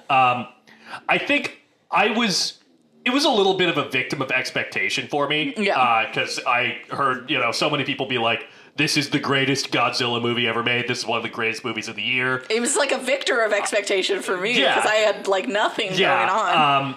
And I watched the original Godzilla this year, which was one of my favorite first-time watches of the year. Yeah. I think that's just a flawless movie, and I think that you can't really ever recapture the like emotional punch of a movie that's about nuclear terror made by the Japanese in 1954. Yeah, made by the victims of it. It doesn't come through in the same way in this movie. Yeah. I haven't seen the original, but like, I know like film historically wise that's what the creature is supposed to represent. Yeah. But like, and so like I know that contextually going into the movie, but like I didn't feel that as strongly necessarily in this film that I saw. Yeah. But I did really enjoy Godzilla -1. Yeah. The third act of that movie where it does go full fucking Jaws. Yeah. Is phenomenal. Yeah. I was punching the air, and the moments where Godzilla's little spines start to light up before he uses his atomic breath. Take some fucking notes, American Godzilla movies. Yeah. Just in general, because the other thing about this movie, I had some issues with the human drama. There's particularly one plot point right at the very end where I was like, come the fuck on. Yeah. But this is a movie that cares about its people. Yeah. And made me care about the people. And that's something that the American movies have never done for me. I think that's the through line that I really enjoyed of the movie is that that I think maybe resonates quite a lot with the people of Japan, maybe. I don't know. But I mean, like the movie comes from their country and it's written by somebody from their country. So maybe this is, but the desire to live and to keep going and like the I did find that very impactful. Yeah, I thought that through line, especially like from the middle of the movie to the end, was very compelling for me, like as an emotional base of like overcoming the depths of the despair and finding the will to keep going and to keep living. You know, and as somebody who's experienced depression, I'm like that for me. That's a very compelling type of like emotional argument. Yeah, and so I really enjoyed it. It's the only 5-star movie that is this far down on my list, to be honest. Oh wow, yeah. Mick, number 7. All right, so for my number 7, yes, to recap, Killers of the Flower Moon. This again was when I was formulating my list. It was not as high up as I felt it should have been, simply by virtue of it not being an easy film to watch. This is a really, really hard to watch film. It's very, very tragic. But I knew, like I said, I knew it needed to be up there because this is just Martin Scorsese doing what he does best. It's great to see a new film from him. It's great to see him working with Robert De Niro again, who, again, I have to give a shout out to, because him as William Hale, I thought was, I don't even know if I can say this, but I think almost underrated, because I know a lot of other people are getting accolades in the film, and rightfully so, but Robert De Niro absolutely killed it as William Hale, despite not fully empathizing with his character, which a lot of actors say, look, if you're going to play a bad guy, if you're going to play a real bastard, you have to come at it from an angle of you at least understand where they're coming from. And he in interviews has said, yeah, I don't really quite get this guy. He was a real bastard. Leonardo DiCaprio's Ernest Burkhart is so good. Big shout out to the hair and makeup team for making him look like such a rat bastard. He was really, really gross. He gave the big ick. His false teeth, his skin complexion, his hair was really disgusting. Molly, you could have done so much better, girl.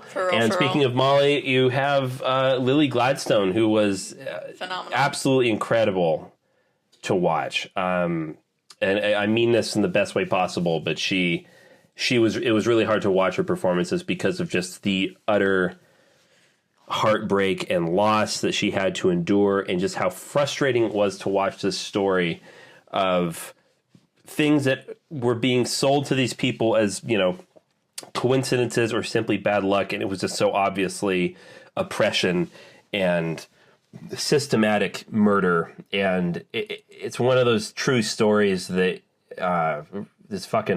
it's really hard to believe, and the fact that it's real. You don't want to believe that it's real. But it's about the formulation of the FBI, how they kind of started off as a gang, head by our lovely Jesse Plemons, who we're a huge fan of on the show. It's great seeing him reunite with Martin Scorsese. I like to see a Fat Plemons. Jesus. Yes, It's absolutely. nice to see. I like all sizes of Plemons. All sizes of Plemons is fantastic, and then also my last thing, because I know we're going to speak about this film later.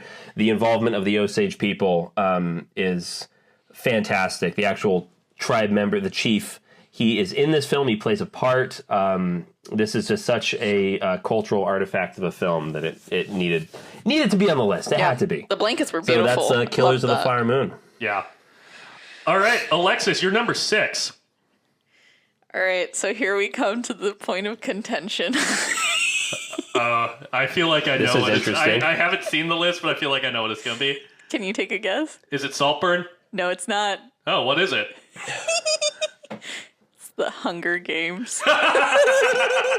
Oh, The wow. Ballad of Songbirds and Snakes. The Ballad of Songbirds and Snakes. Well, see, I can't give you any shit for that because I haven't seen it. So, Yeah. you do you, girl. Yeah, see, just as usual, I'm just bringing the horny energy to this podcast, and that's what I'm here for. Horny fascism. Yes.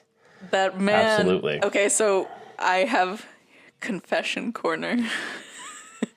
Uh-oh. I saw it a third time in theaters, like a couple weeks it's ago. Elvis. It's not quite Elvis, because I feel like I was just like swept away by Elvis and Austin Butler last year. I completely agree. Yeah, I was just like completely like the tides were just rolling over me with that movie. Oh my god. God, Elvis is such a good film. Hold on. Can I just say that this is our second year in review episode, and here we are talking about Baz Luhrmann's I classic refuse to. Elvis. I fucking refuse to. I refuse. By the way, The Ballad of Songbirds and Snakes is directed by Francis Lawrence.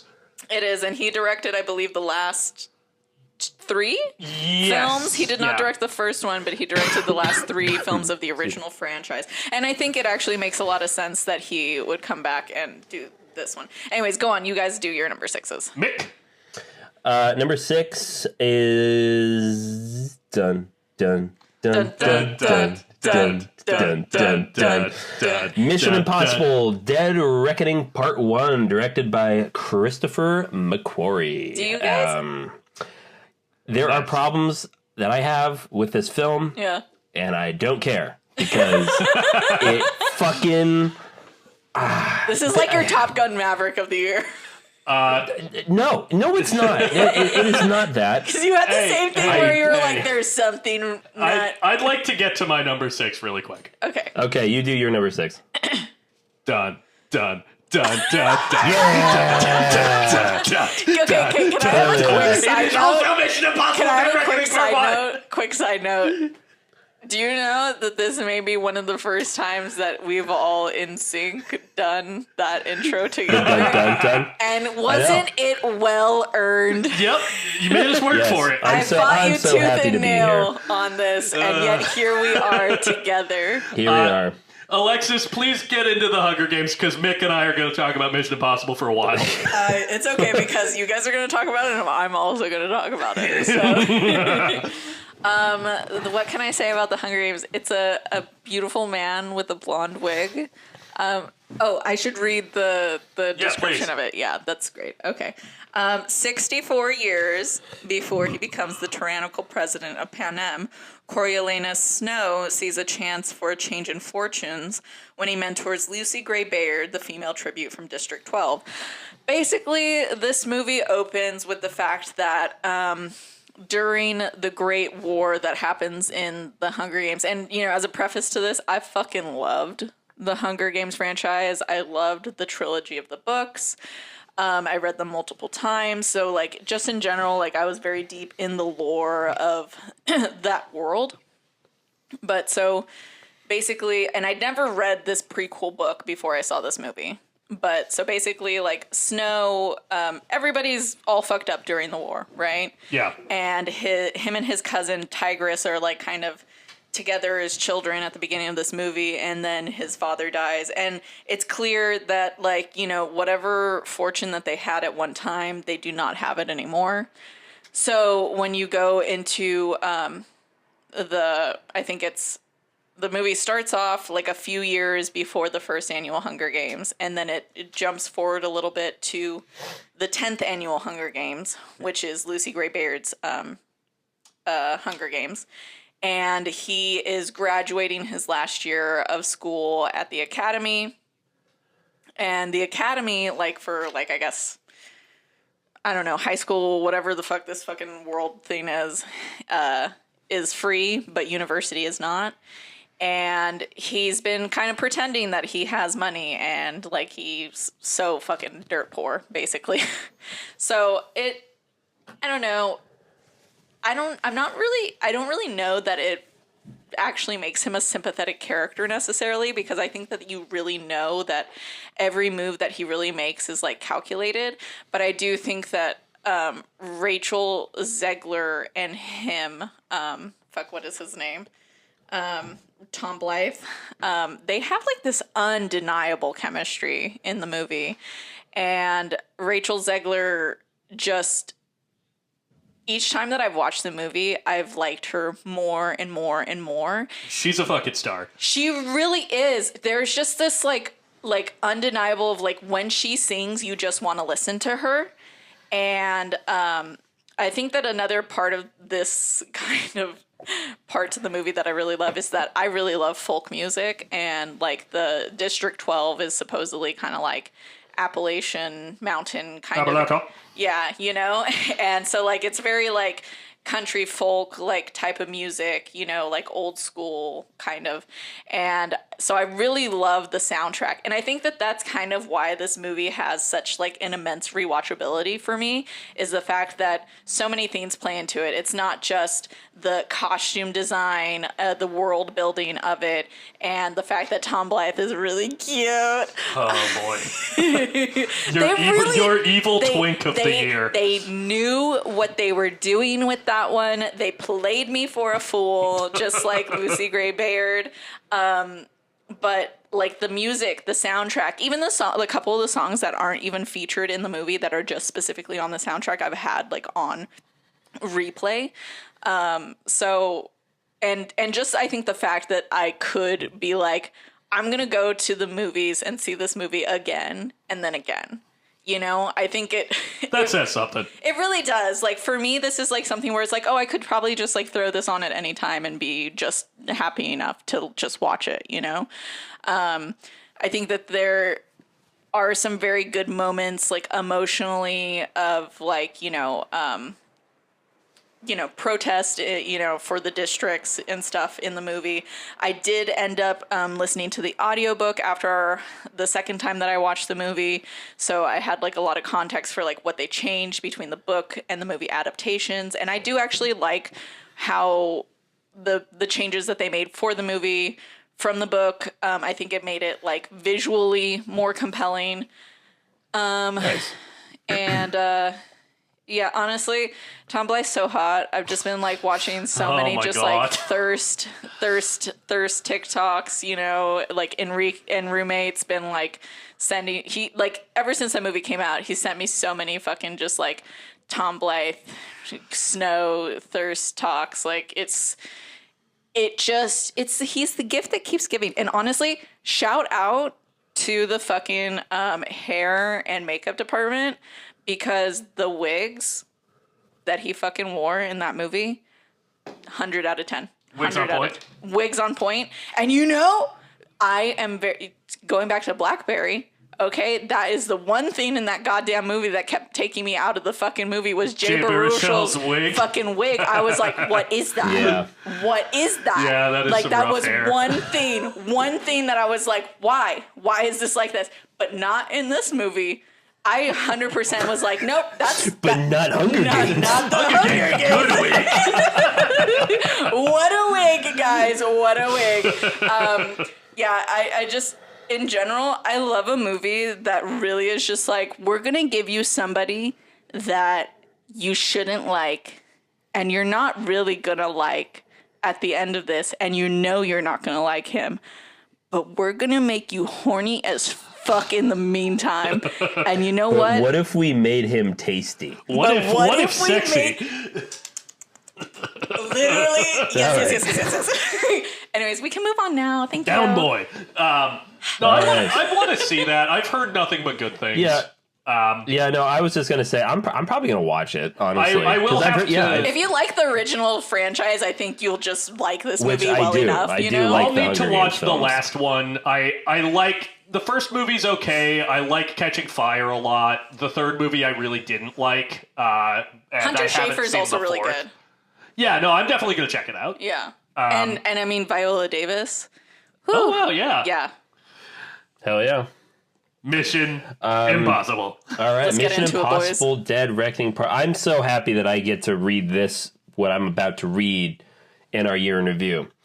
Ethan Hunt and the IMF team must track down a terrifying new weapon that threatens all of humanity if it falls into the wrong hands.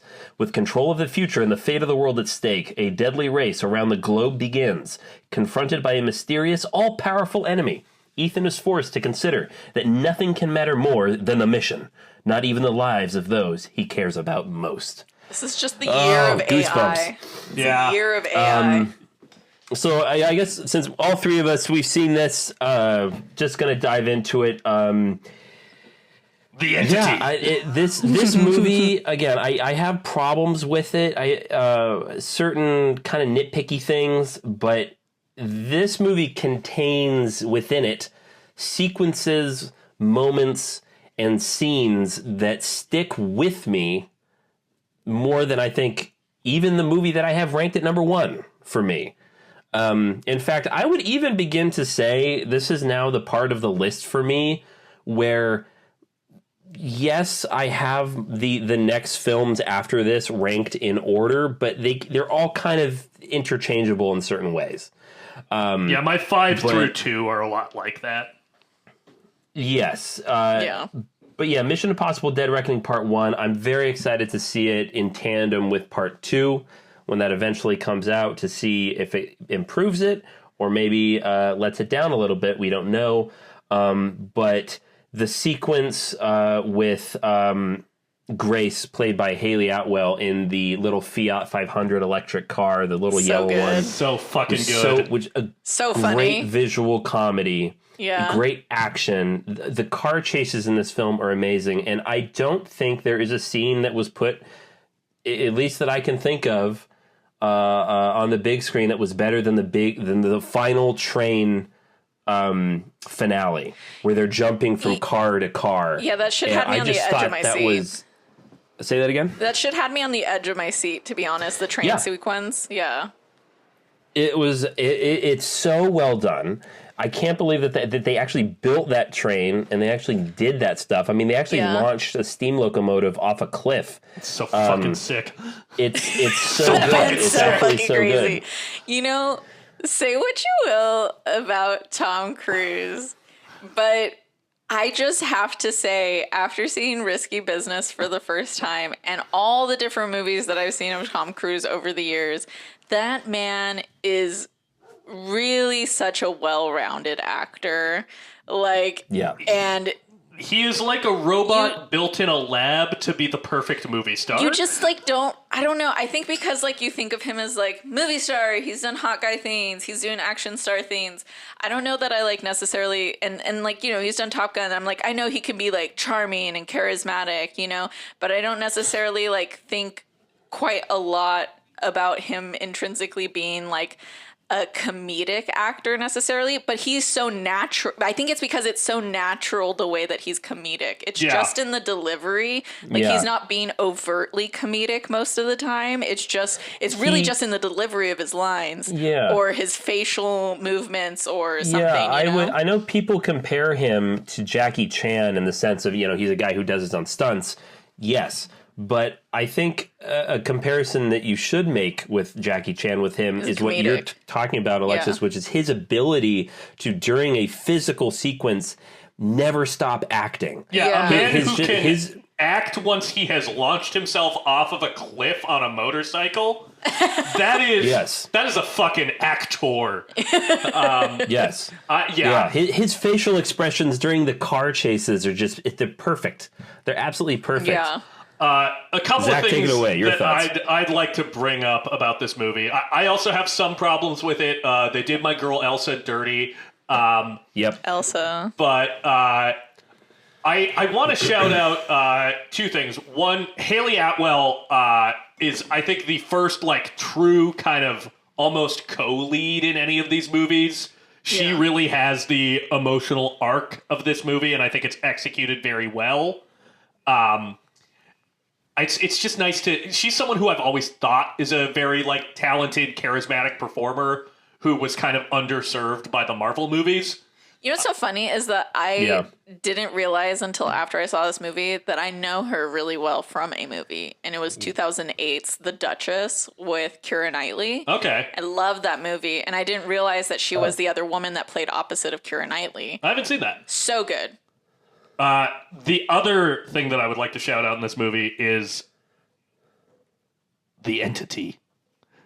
Oh, yeah. Yeah. Oh, yes, please get into The Entity, I think is maybe I love Henry Cavill, but The Entity might be my favorite villain in this franchise. Who better to stand up to a man? Okay, wait. Let me go back to my review because I really want to read this section of it. Please. Okay, so from which movie is it? Is it fucking the fourth one? No, it's the fifth one, huh?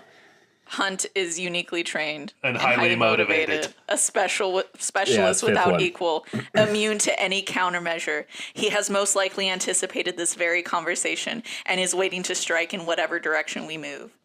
And I basically said in my review, Sir, Hunt is the living manifestation of destiny, and he has made you his mission. Yes! once you have established this as fucking canon in this goddamn world, the only thing worthy enough to be Hunt's ultimate villain is in fact a computer using algorithms to strike in whatever direction he moves. Yeah. That's why AI is the perfect villain for Ethan Hunt. It's also the perfect villain for Tom Cruise, Yeah. who just for how he notoriously approaches the films. Yeah. notoriously hates digital filmmaking. And on Mission Impossible Ghost Protocol, when there was a discussion about creating like a digital Tom Cruise to do the Burj Khalifa sequence, he was like, there is no digital Tom, only Tom.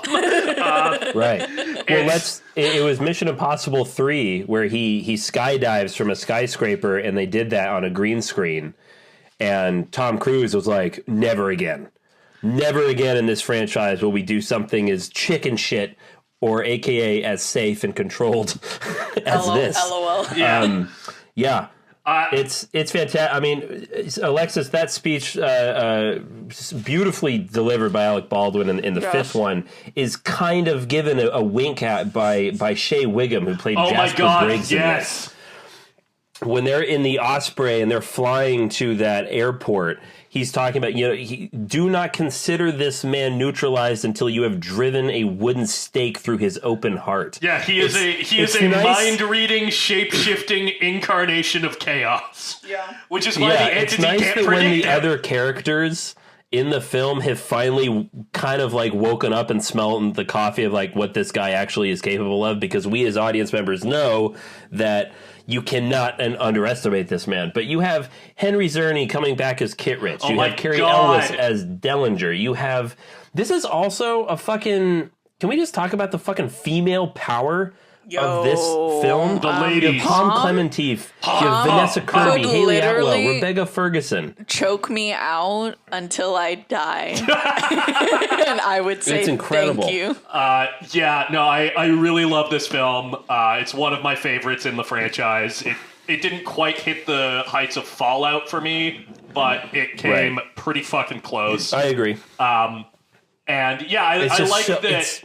I like that It's instead the of. first one I've ever seen in theaters, though.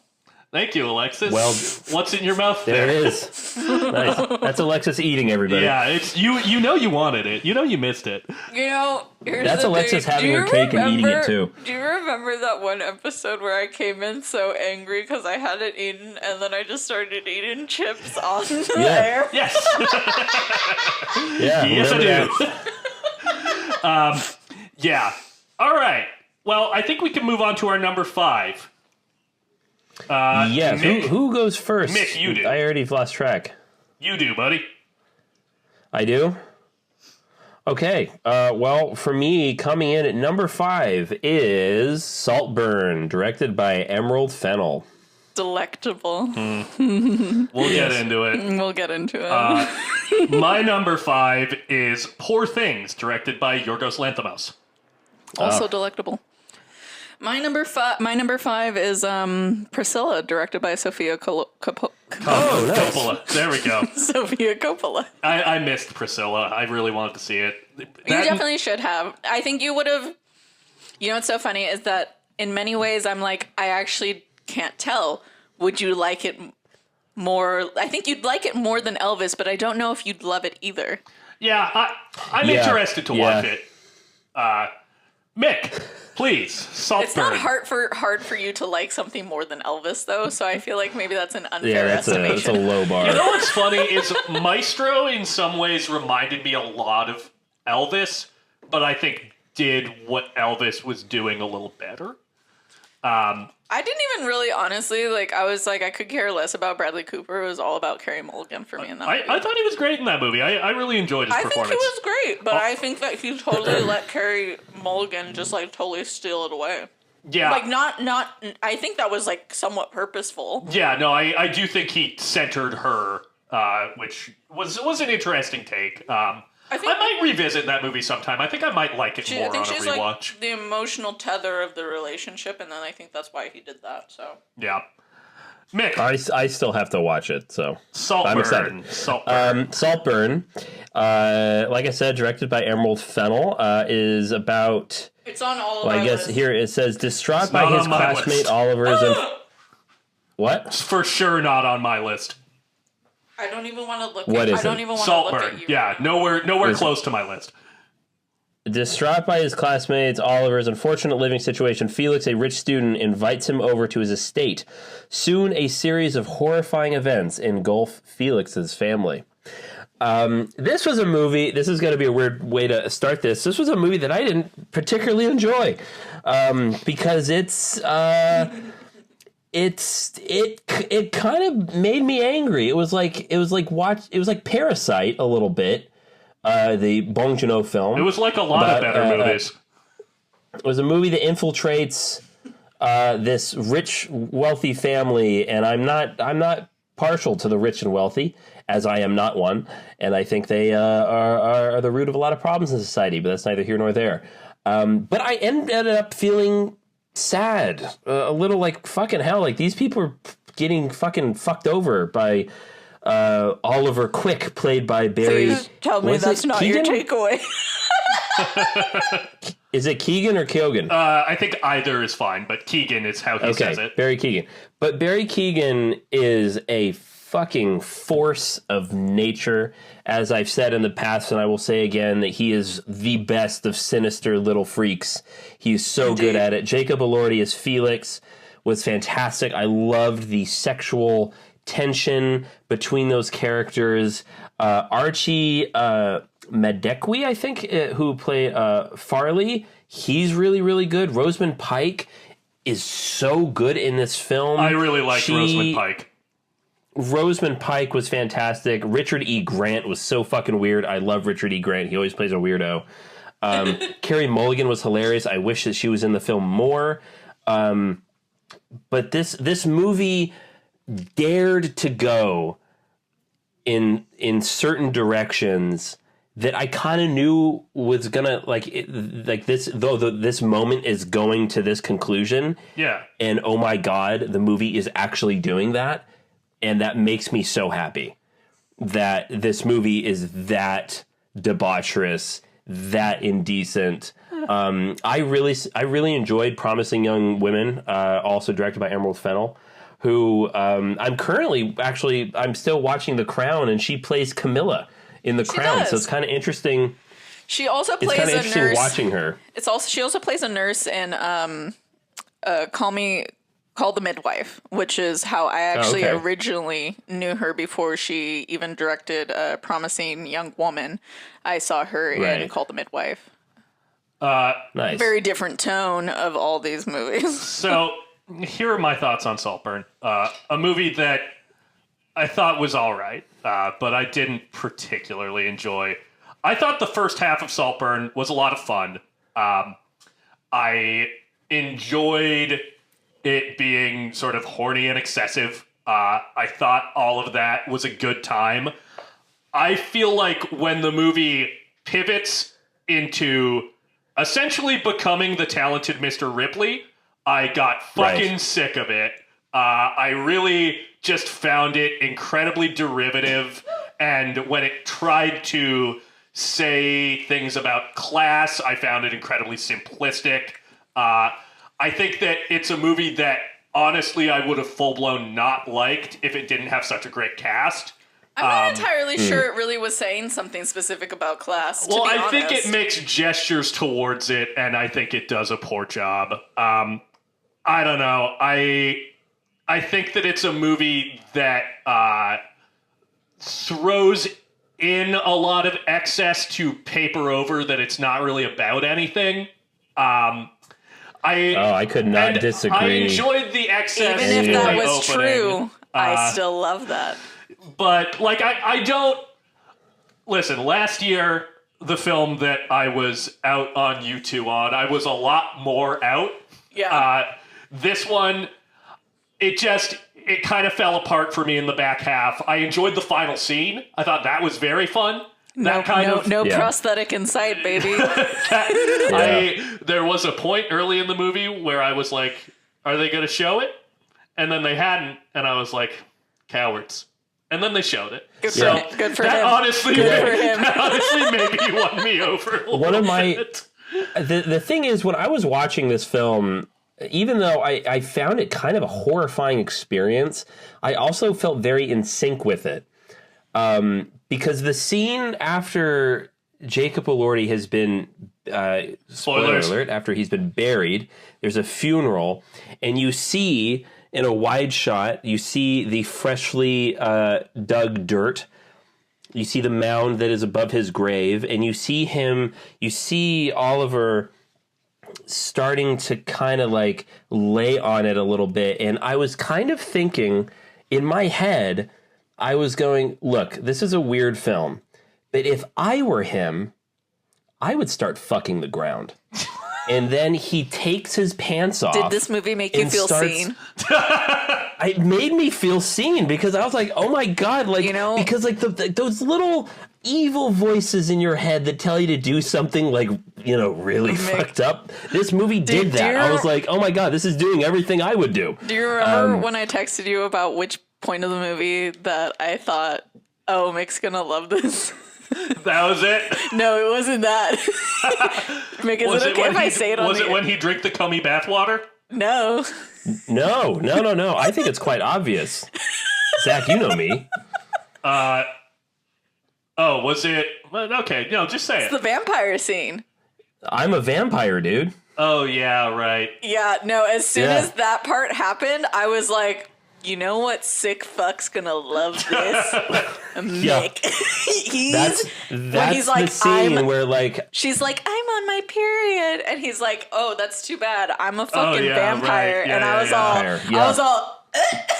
No, that was fun. Again, that was from the portion of the movie that I was enjoying much more. Yeah, no, but like for me, like so much of this movie was so fun because it was like, especially like in the first half of like those themes that are I don't know necessarily that they're there for shock factor, but they're there, and they were moments of like, I know who's gonna love this. And like there's moments of like, I love this, and then there's, oh, I know Mick's gonna love this. It's interesting because I've been accused, or like the girlies are gonna love this. I've been accused of not being a sick freak, and I think I just like different sick freak shit than you guys.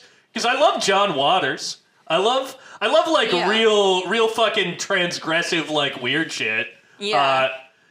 I think we're just sexually predatory, maybe. Oh, well, okay. Yeah. I think she's nailing it on the head. In the weird way, that you can be, So here's a question. Is this film going to come up later? Yeah. All right. Do we want to table it? And wait, hold on. Yeah, okay. Okay, yes, we'll table it. Let's get back to it later. I want to talk about Poor Things. Go ahead.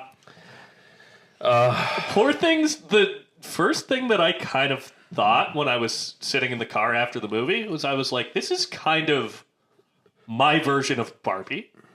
I think it's a much better representation of what I understand to be feminism than what Barbie is. Yes, I think it's a more complex look. It gets into communism, which I enjoy. But the description of Poor Things.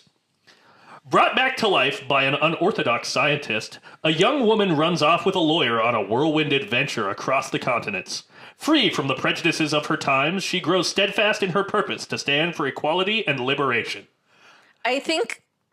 Okay, go on, Zach, because I have things to say. Emma fucking Stone. Emma fucking Stone. Emma motherfucking Stone. You know, Mark Ruffalo has in interviews just gushed and gushed and gushed about her and like how he thinks like she's going to just become one of the greats, and I totally believe that. I love that she has found a director who, and looking at early career Emma Stone, I would not have pegged her for Yorgos Lanthimos' muse. But at the same time, it's kind of that in even the earlier stuff that she's done, she's always been willing to fully send it. Yeah, she loves to just go there. She just loves to go there. And I think that this is a director who's just like, as far as you can take it, let's go there. This is a fearless movie. I remember. I will say really quickly, if I can. I think if there's any movie experience or lack thereof that has burned me the most this year, it was having scheduled a double date to go see Poor Things the Sunday before I tested positive for COVID. Brutal. And this movie does not come out in Europe until January 12th, and I leave before then. So I have not seen it, and I know I would fucking love it. Yeah. But I will say that the moment that I kind of realized that Emma Stone was going to be something special was in Birdman, because she delivers this monologue to Michael Keaton that I was like, oh my God, she is a force of fucking nature. Yeah, so anyways, that's the only thing I can add to this conversation. This is my number 5s through 2, I think. Not that my number 1 doesn't have a good ensemble, but like the casts are really big in 5 through 2. And I think this is a film with just a great fucking ensemble. Despite not loving Sanctuary as much as you two, Christopher Abbott and Margaret Qualley both show up in this thing. They do, yeah. And they're both, really? they're both fucking great. Oh, wow. Yeah. Did not know they were in it. Neither did I. But yeah, other than Emma Stone, who just delivers the performance of her career. Yeah, you know, to be honest, when I saw this movie literally like maybe like a week ago with my sister, I think like last Saturday.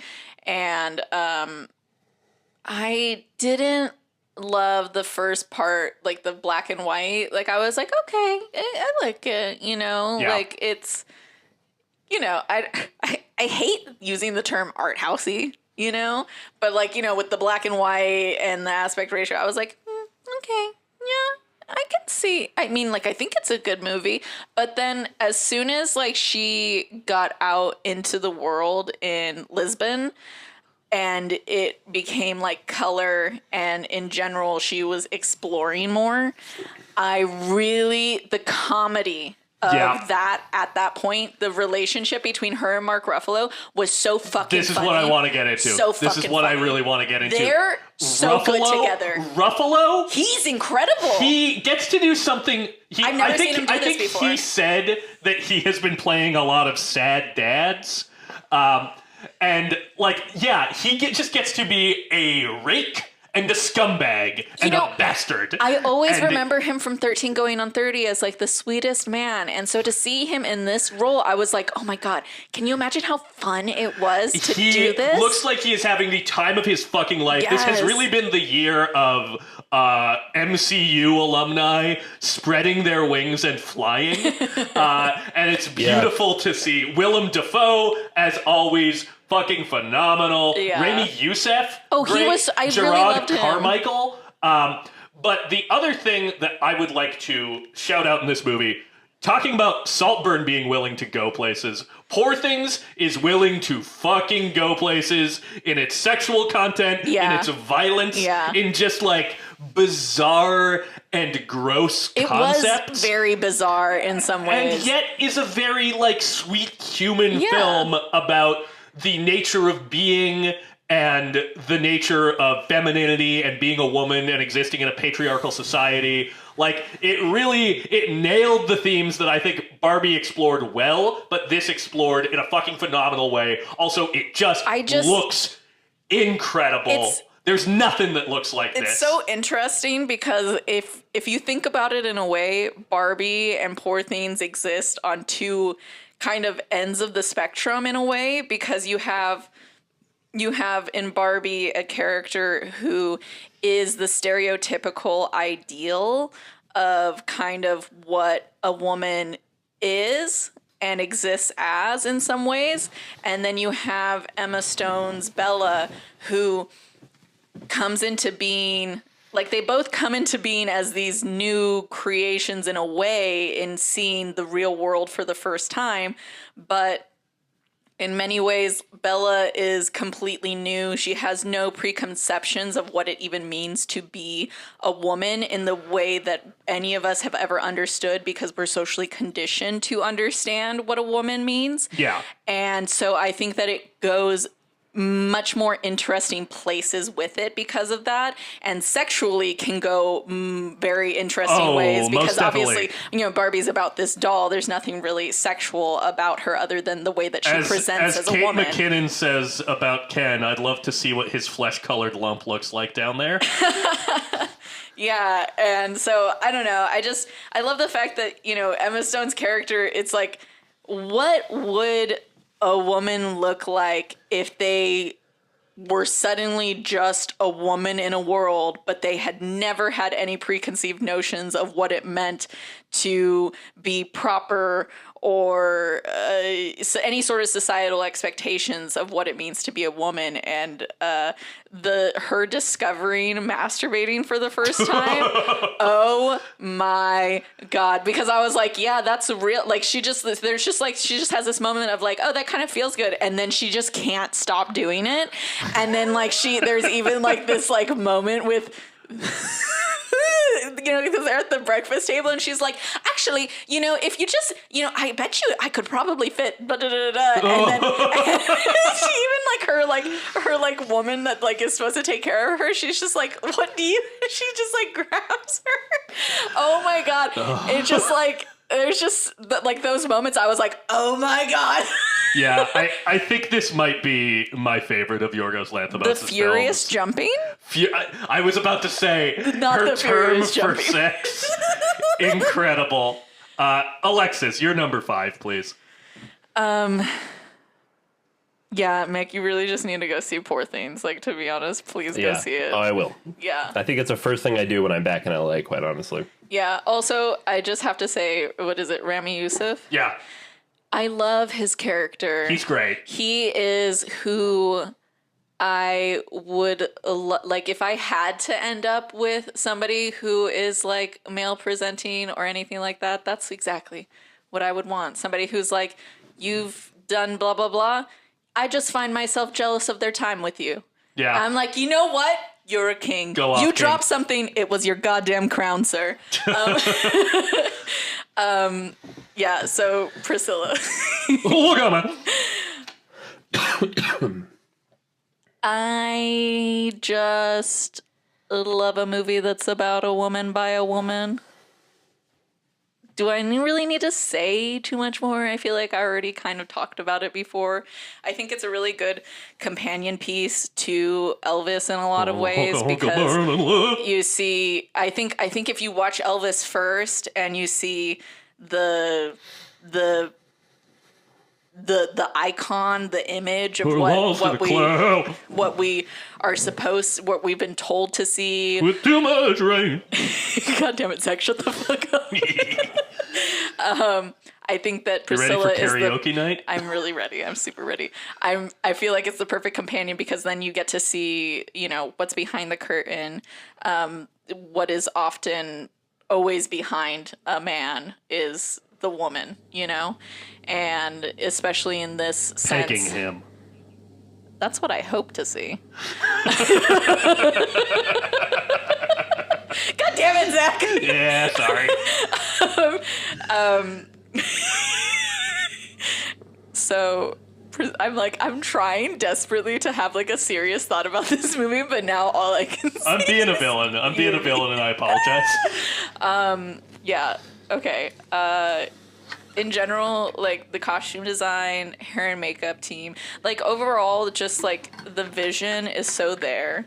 And I think that that's one of the strongest points for Sofia Coppola is that whatever movie that she creates, there's always a vision for it. Especially when she does like a period drama. There is a very specific vision and look and aesthetic to it that I think is very like... I hate the term female gaze too, but that's what it is, you know? It's what I want to see personally in most films that are about women is the way that, you know, she portrays these scenes. Those like the quiet moments are the ones that make, that matter the most to me, because those are the moments where somebody is really sitting with what they're thinking about in their relationship, in their marriage, in their life. And I think that Priscilla really explores this for a character that it's like, we also, you know, as just like Elvis, we've always just understood her to be like this icon, you know, and to see her story humanized in a way that like really, I think makes it so much more clear the way that she was groomed and led into this relationship with somebody. And even if we can understand that, you know, to her, like this would have been the love of her life, we can understand that the power imbalance in this relationship was so great that, you know, that it was highly abusive, you know, and just, you know, all these different things. And Jacob Elordi is so cute. Oh boy. And I think that it's a good choice, though, because it's like, despite the fact that he is cute and he is quiet and there are some things that you like about his character, you can still see and understand how even just little comments to be made to somebody can take down, can eradicate their sense of self, you know, and really put them in a place where they're just subservient to you, you know, and not able to venture out of that world, you know? I love the way that this movie is framed because in many ways there's constantly this framing of her in as if she's very small in the space, and she is a small actress, you know. Jacob Elordi's a giant man. He's a giant man, but in general, the way that she's framed in the house makes her look small. It makes her look like she's a doll in a dollhouse. It makes her, and which just totally goes in line with the fact that he's created essentially this ideal woman, and she's just trying to live in the skin of this woman that he's decided she needs to be, you know? And that's why the ending of the movie is so impactful to me. And that's the other thing about Sofia Coppola is that she's so good at choosing the music that she has in her films. She always has been. Yeah. And the song at the very end, the Dolly Parton, "I Will Always Love You." Yeah. I think it's really the perfect representation of what it feels like to say goodbye to a situation that you know wasn't good for you, that hasn't been good for you for a long time, but that you just aren't going to you can't let go of it, you know? Yeah. And so in general, I think it was a really fucking good character study into Priscilla Presley. Nice. Well, I'm definitely going to check that out. I agree with that. It just barely got edged out of my honorable mentions. Something that I thought the film did incredibly well was watching the arc of Priscilla kind of slowly gain agency, like throughout the film. Yeah. Was very real. I watched this film with my partner, and there's a scene where Elvis he's having a manic episode, and he's tossing all of her shit into a suitcase and throwing it out, being like, "You need to get the fuck out of here! Like, I can't handle this," kind of thing. my partner went, "Oh, this is really triggering. This is like, because this is his inability to regulate his emotions is something that a lot of men struggle with. Yeah. Especially of this era, and Elvis in particularly was a person that didn't really know who the fuck he was. Yeah. Something that I talked about during my quick review in the past episode was how this movie was actually kind of like weirdly funny, and a lot of the humor I thought came from how Elvis is a bit of a dope. The one sequence where I laughed out loud was where, you know, she's trying to be intimate with him, and he isn't interested in being intimate. And he's reading this book about philosophy, and he goes, "Priscilla, you know, if you cannot appreciate philosophy the way I do, you know, this is never going to work," kind of thing. It's like, who the fuck are you, dude?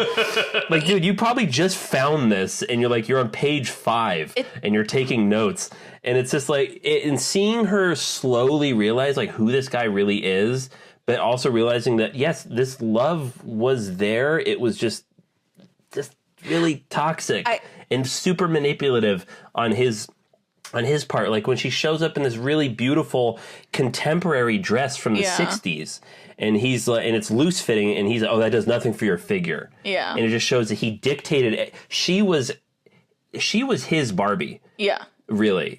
He needed a doll to play with, and I think Sofia Coppola really did knock it out of the park with this. I think so. I agree. Good choice. I think that's the other thing that I really liked about the movie was just the fact that the time period, like you can see the social context for how their relationship and therefore how she views the relationship changes over time, and that can also be a representation of how time has changed as well, from like when she meets him in the 50s to the 60s and women's and, you know, the late 60s where the women's liberation and everything. Like I think that it's that through line is very clear, like timeline wise, and in the way that she grows and in the way that the costume changes grow as well. Yeah. So, you know, honestly, overall, really good. Yeah. Yeah, especially considering how fucking low budget this movie was. Like, I looked at it, it's like, I don't remember exactly, but it's a very low budget. And their ability to, even the set design, like when she's getting her hair done and she's in the old-fashioned hair drying machines, in the magazines that they're reading, it really took you back to that era. And that I will put in the same list as The Holdovers, 2 movies that fucking knocked it out of the park with period hair. Yeah. They really nailed the period hair, and that's so important. Nice. They also nailed how fucking long it takes to get that fucking hair. Yeah, for real. That was a process. All right. Well, number 4. I'm kicking this one off. All right. And my number 4 of the year is Christopher Nolan's Oppenheimer. Ooh. That's crazy. Alexis? You want to take one guess what my number 4 is? Did you get your op slopped? I got my op slopped. Hell yeah. And nice. Mick?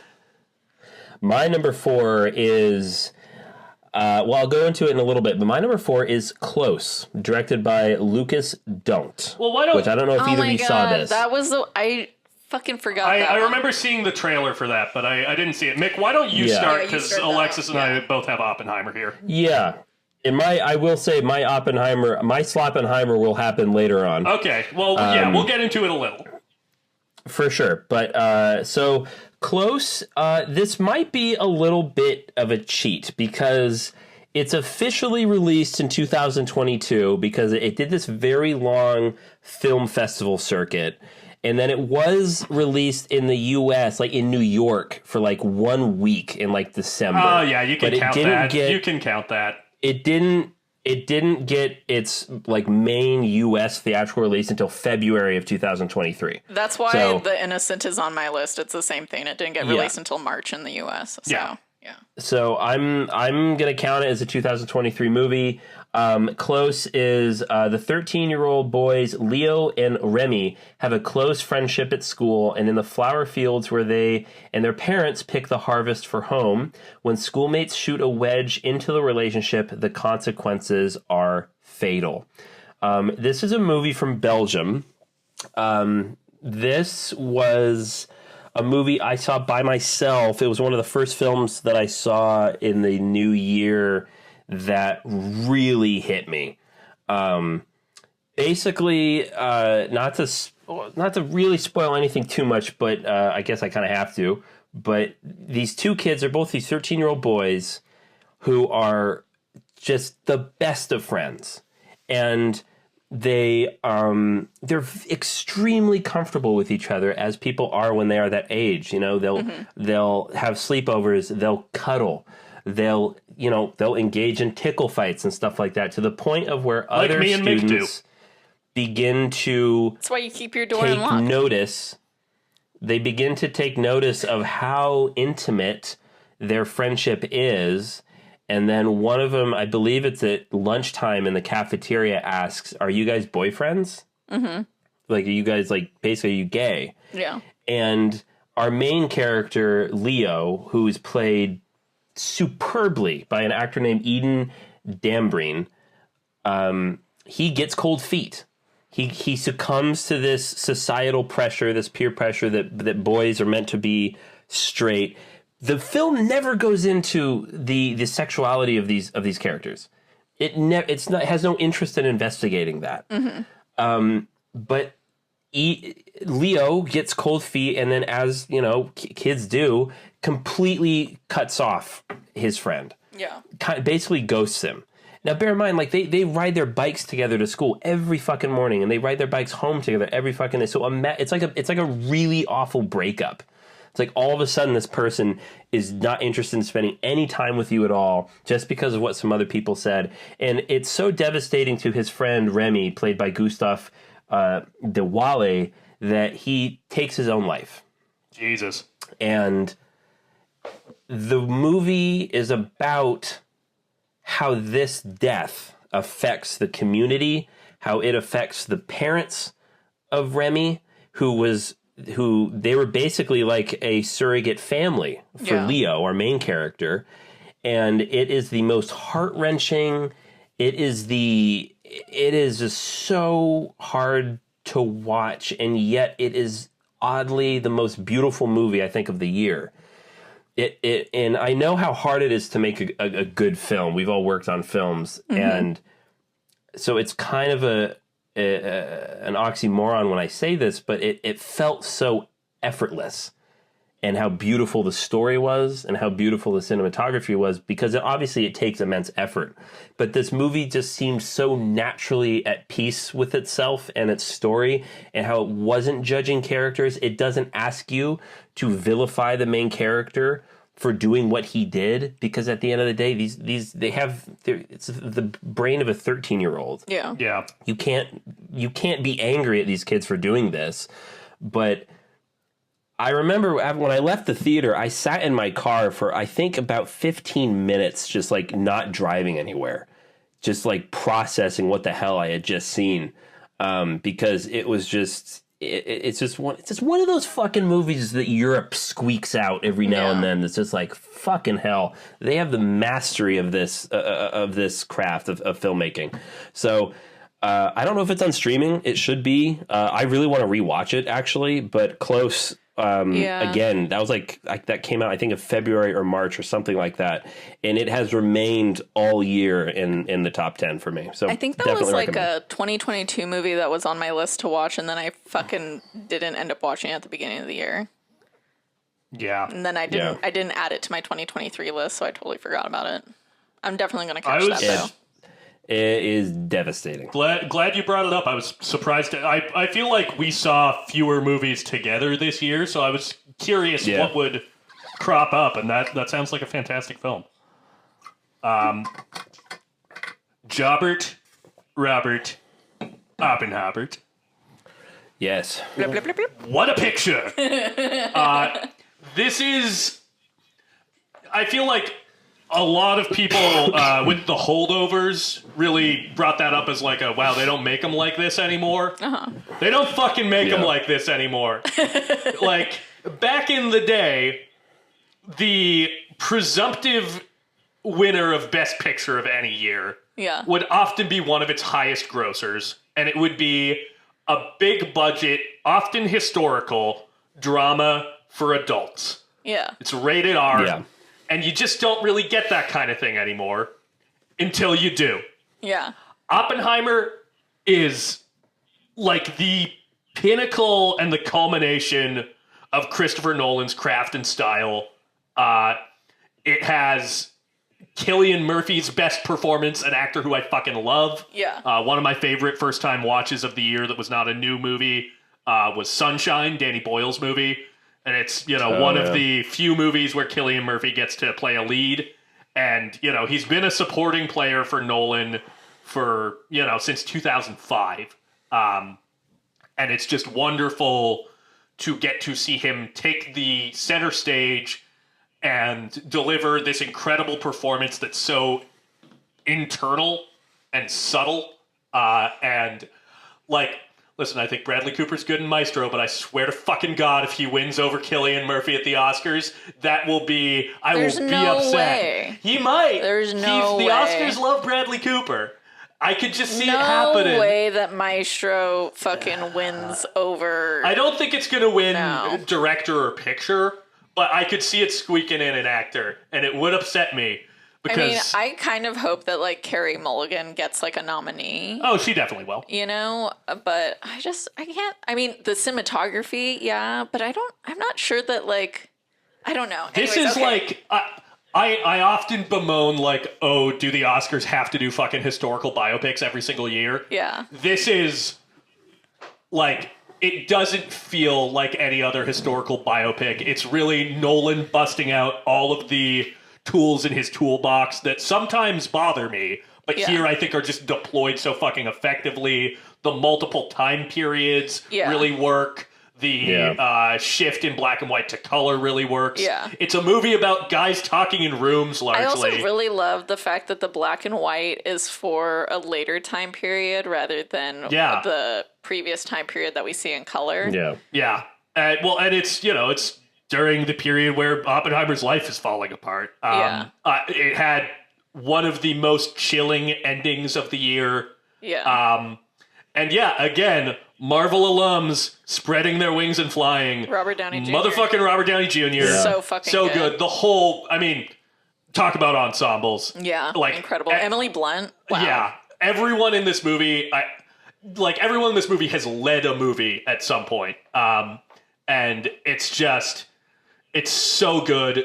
The one performance that I'd like to shout out, because I like the actor and I feel like he's been gone for quite a while, is Alden Ehrenreich, who is sharing the screen with Robert Downey Jr.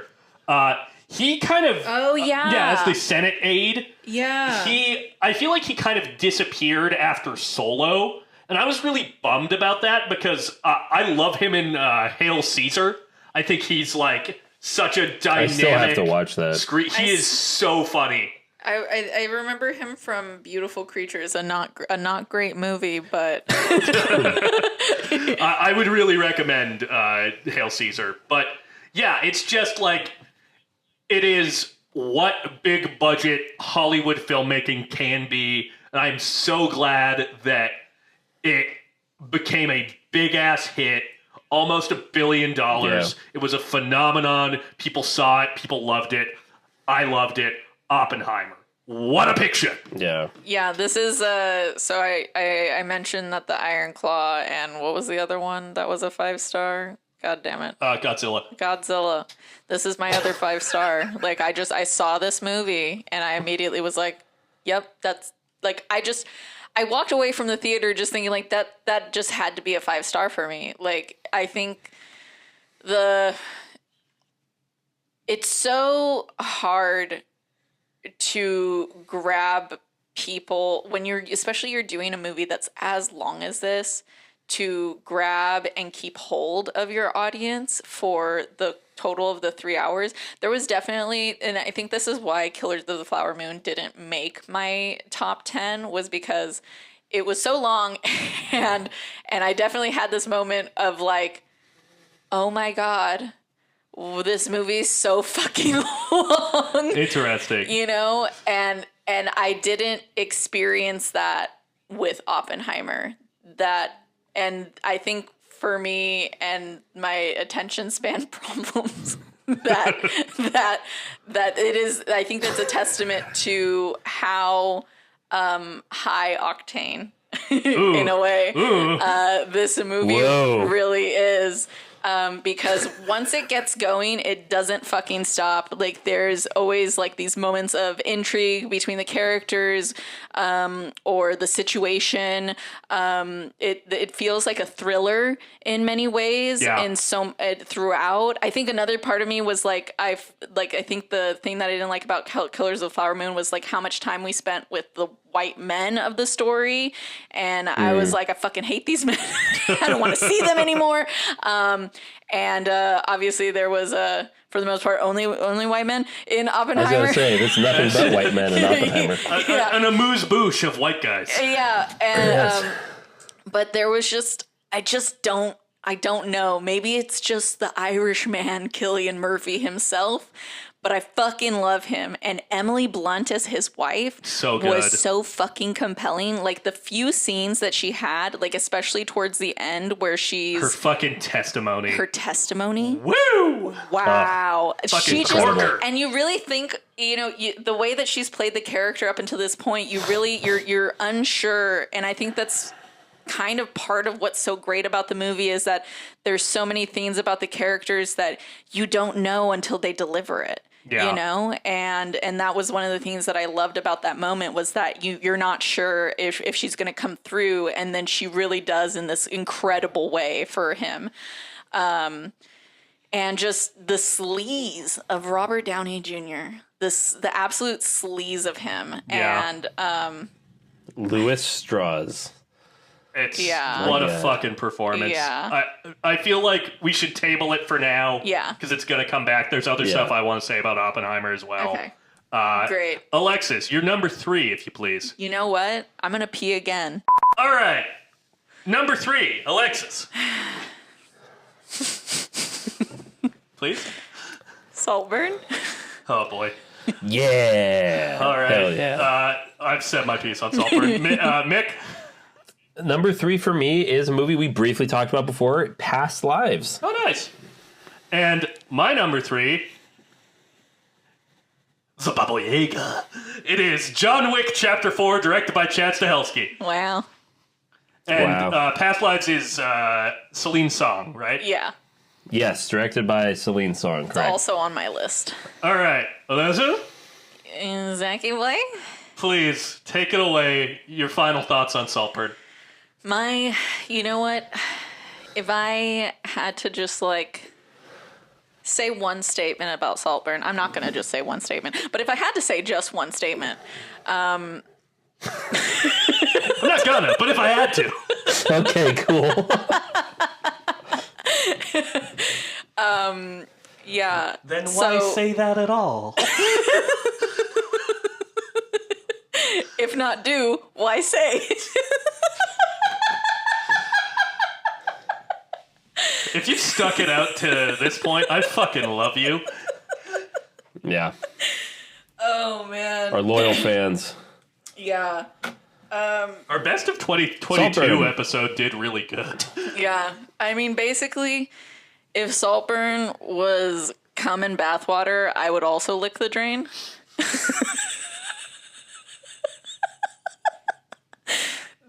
And Mick, Past Lives? I thought of that when I was peeing right now. Great. Oh, Fucking fantastic. awesome. That makes sense. It does, doesn't it? Doesn't it? Make all the things. It does, doesn't it?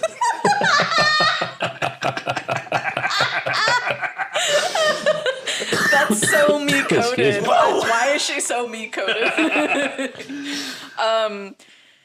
Okay, I'm gonna try to catch my breath really quick. I think part of the allure of Saltburn is not just the movie, but it's all the interview and press junkets that I've also seen that are just adding to it. But even if that shit wasn't going on, when I saw this movie, I literally was just like, oh. I think there's this thing that I just really love about color. I love color in film. Yeah, it is a beautiful movie.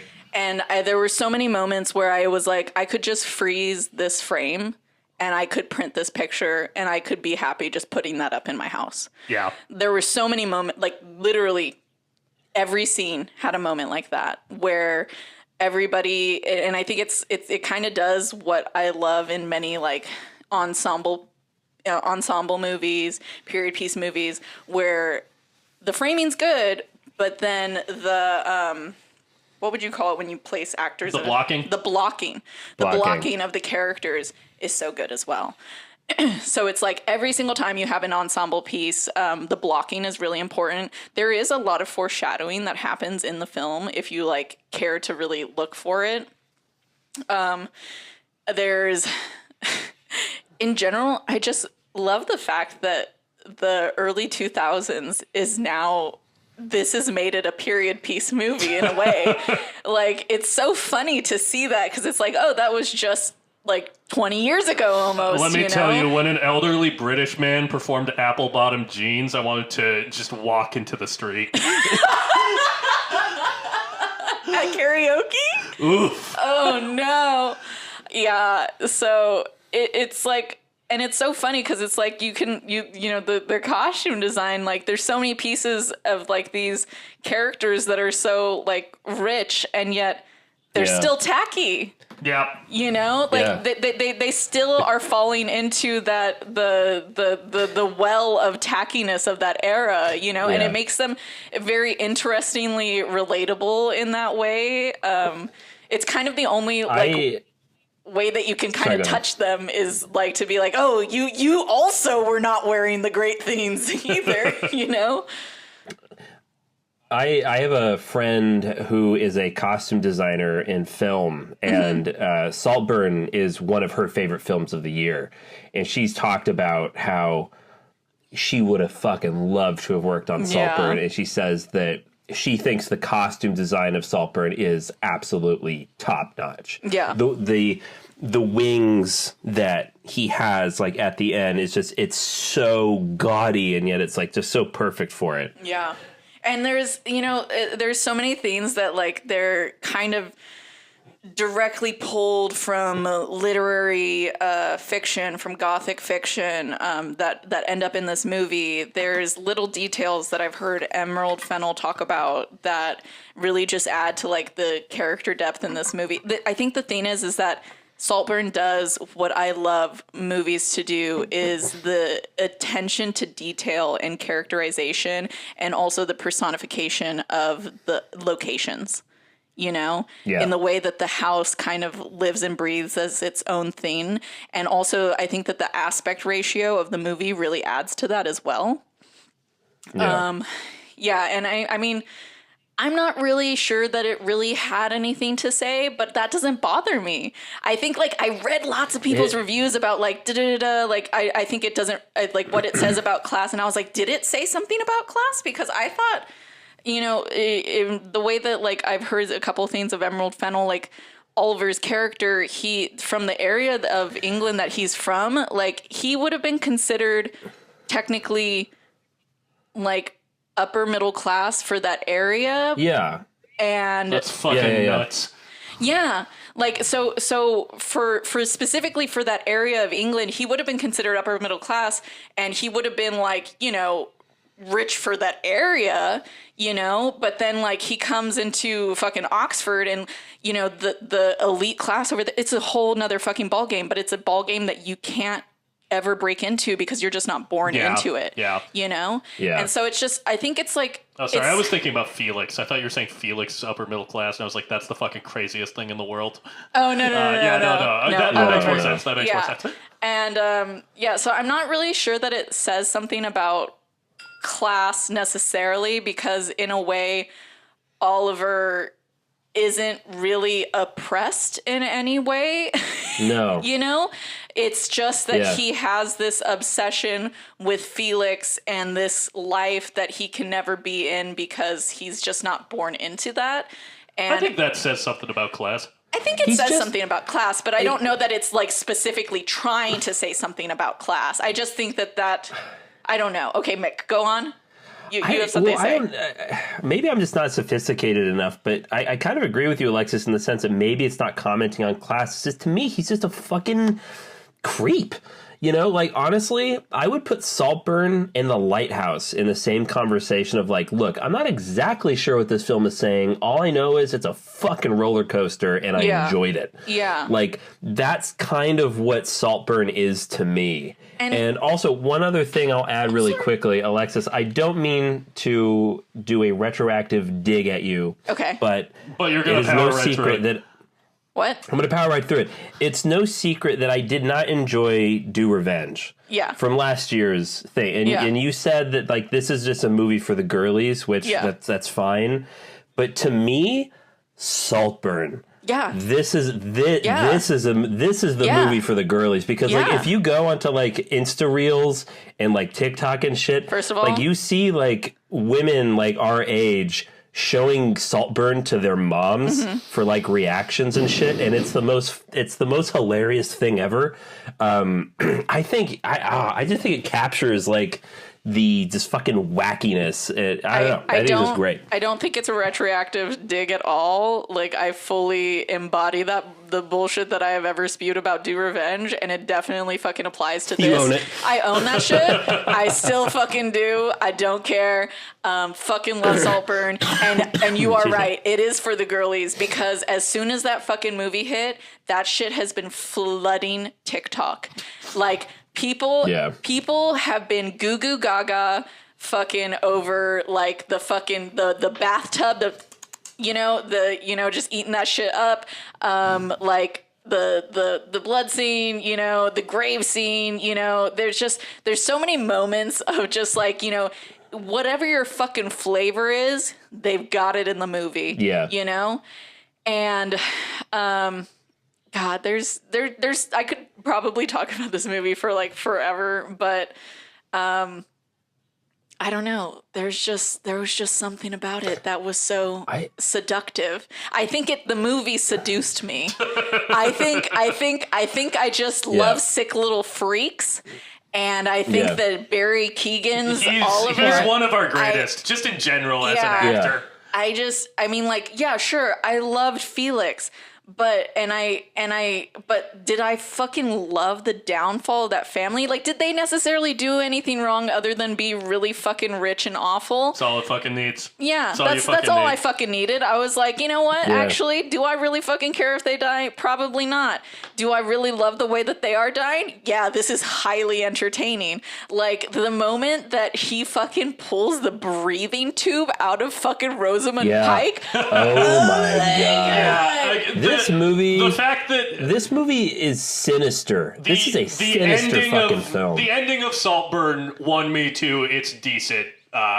It kept it out of I'm fully out on I'm fully yucking your guys' yum. I'm not fully yucking Saltburn. And also you like you said, Mick, Rosamund Pike, and you said Rosamund Pike. Fucking I'm so happy. So fucking good. I'm so happy she got to do something different, because I feel like she's kind of been in like, because she's so good in Gone Girl. Yeah. Like towering performance. It's just crazy, because it's like the first time I ever saw her was in Pride and Prejudice in 2005. And that seems like that's almost 20 years ago. It's 18 years ago that movie came out, and the first time I ever saw her. And she just plays the sweetest sister, and just like so maternal. And then, of course, I've seen her in Gone Girl, but then I saw her in this, and I was like, my God, talk about chewing the scenery. Yep. Like that, the one line that she had that me and my sister both laughed right out loud was, she just loves attention after her friend commits suicide. Yeah. That shit had me rolling. It Another was good Carey Mulligan funny. Performance as well. Oh yeah, so good. Yeah, no, the family dynamics were so entertaining. Oh, and so fucking entertaining. I also love that Archie's wig, the guy who plays what's his name? The cousin. Yeah. Hold on. The beep beep beep. What was it? Oh god. Dead air. Farley. Shit. Farley. His hair was based on Corbin Blue's hair from High School Musical. That's funny. Do you remember him? The guy with the That's really of course I remember Corbin Blue from High School Musical. That's okay. Yeah. And that, like, literally, they were like, that's what we want. That's the hair that we want. That's fucking really funny. But it's like, there's so many details in this movie where it's just like, oh, this is it is of this time, and to us, you know, of being of a certain age, it's kind of crazy. Shut up, Zach! Don't give me that look. You are also coming to a certain age. An age of being young and sprightly. I'm still young and sprightly. Okay, that's why you invited me to the bar. Yeah. Yeah. It basically is a period piece movie in the way that I never expected a period piece movie to be in the early 2000s, and yet here it is. And I fucking love it, and it's despicable, and it's fucking horny, and that's really all that I fucking need, to be honest.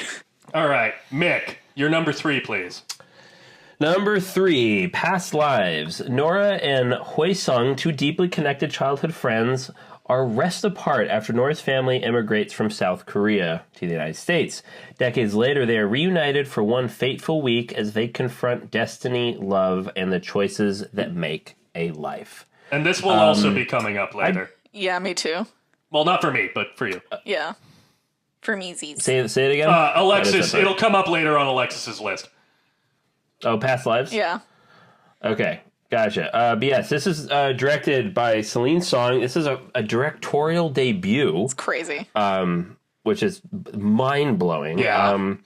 This movie, since it's appearing later, I'll keep it somewhat brief. Really just blew me away in terms of it is not like something I've seen in a while. It's just a fucking beautiful, sophisticated, and in some ways unsatisfying love story, which is basically how so many love stories really are. Yeah. And also, this movie made me really tap into the nostalgia of classic love stories set in Manhattan. You get When Harry Met Sally. You have Manhattan. You have Annie Hall. Yeah. You have so many beautiful classic masterpieces about love and losing someone or just struggling to maintain a relationship, all set amongst the backdrop of Manhattan, to the point of which it's almost its own character. And we just haven't really done anything like that in a while. And what I loved about this movie was just the long, really wide shots of them having adult conversation about their experiences and their emotions and their memories, with the Brooklyn Bridge in the background, with the Empire State Building in the background. And it just felt so mature. It's just, I absolutely loved it. It's more or less, a simple story. It's not some big grand epic adventure in any way. But the reason it's so high on my list is it's just, everything about it I dug. It was just such a wonderful experience. And where the character of Arthur, played by John Magaro, really, really good. Oh, yeah, he was phenomenal. He was so great. And he talks about how, you dream in a language that I'll never understand. So he will always be this outsider to her. No matter how compatible that they are, they will never completely have that synchronicity that we always try to strive for, that we fantasize about and having in our lives. And that scene at the bar where the three of them unite, and she is having a very deep conversation with him in Korean, and he's just sitting there, John Magaro, and he's kind of smiling and reacting, and it's the most uncomfortable, awkward thing that I think I've ever experienced, and I just thought it was just so well done. And I like that the actors themselves have said that it's a disservice to call this a love triangle, because it isn't. It's not a love triangle at all. It's people kind of just exploring what could have been, what would have been, but also just kind of reconnecting with their home, with their own country, kind of manifested in this man. I think Past Lives is damn near a masterpiece. And the fact that it's done by this woman who has never directed a movie before, a feature film at least, fucking hats off. Yeah. Absolutely. Like that is a standing ovation. So that's what I'll say about Past Lives for now. Mr. Wick. Mr. Wick. I think I saw John Wick Chapter 4 3 times at theaters. This is your Hunger Games? It is. I was kind of shocked how long it hung out at my number 1 of the year spot. It was through most of 2023. I just have not had this much fucking fun at a movie, at an action movie in a long time. And like the fact that this and Mission Impossible Dead Reckoning Part 1 both have like action, often chase sequences set in Paris. Does Dead Reckoning Part 1 take place in Paris at all? Or no, I'm thinking of Fallout. Yes.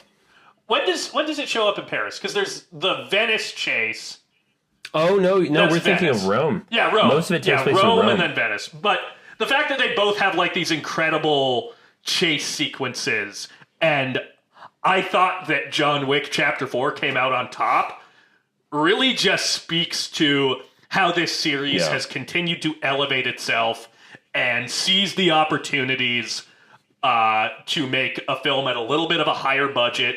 We talked a little bit last year about how Benoit Blanc is kind of like one of our first like iconic original characters of like a series that grew into a franchise of the 21st century.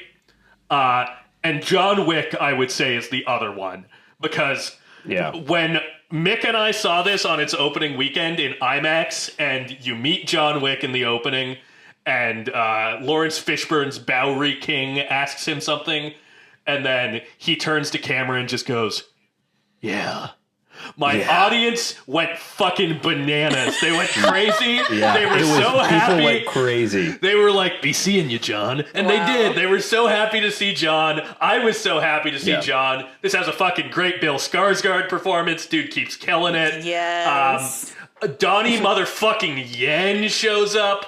Hiroyuki Sanada shows up. Oh, love him. The sequence with, oh my god, why am I blanking on his name? Scott Adkins as Keela by name, Keela by nature, fucking caked in a fat suit. Wow. Just fighting like I've never seen.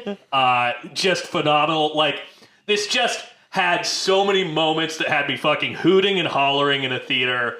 The entire third act is just like pinnacle action filmmaking, kicked off by a reference to The Warriors, which is a phenomenal fucking film. It makes me so happy that Chad Stahelski and Keanu Reeves have been able to keep doing these. There's been some like whispers about a John Wick Chapter 5. I hope they don't make it. I think this is the perfect way to close out this series. I don't think I realized how much I love the John Wick films until I saw this one. It's a complete meal. Again, another movie that's almost 3 hours, does not feel its length remotely. I love this movie. I love it so much. It looks great. It whips. It kicks ass. Fucking John Wick. He's my boy. He's the Baba Yaga. He's one of my very best friends. I love it. Nice. Mick, you're number 2. I would respond to John Wick Chapter 4, but I won't until we talk about what our second favorite movie of the year Well, was. please, go ahead, buddy. we're here. Starting? Yeah, you're starting, bud. Here we are. Well, spoiler alert, my second favorite movie of the year is John Wick Chapter 4. Spoiler alert, as he and says leave it. it at that. Let's keep it going. I don't think you technically were starting, but whatever. It was relevant. Yeah. Alexis, you are starting, please. What's your number 2? My number 2 is The Iron Claw, directed by Sean Durkin. Fuck yeah. Okay, see, this is the part of the episode nice. where things speed up a little bit because Yeah. we've talked. My number 2 is Martin Scorsese's Killers of the Flower Moon. Yes. Alexis, Oh, please, wow. you kick us off. You're first. Okay, so like you both have read in my review, this movie left me messy, and unfuckable. But it didn't just stop there. Okay. I got into my car, continued to cry, and went home, was like fine, and then talked to my mom about, oh yeah, really good movie. You definitely don't want to see it. But since you're not going to see it, let me explain to you what was so emotionally volatile of the ending. And as I started describing it to her, I started sobbing again.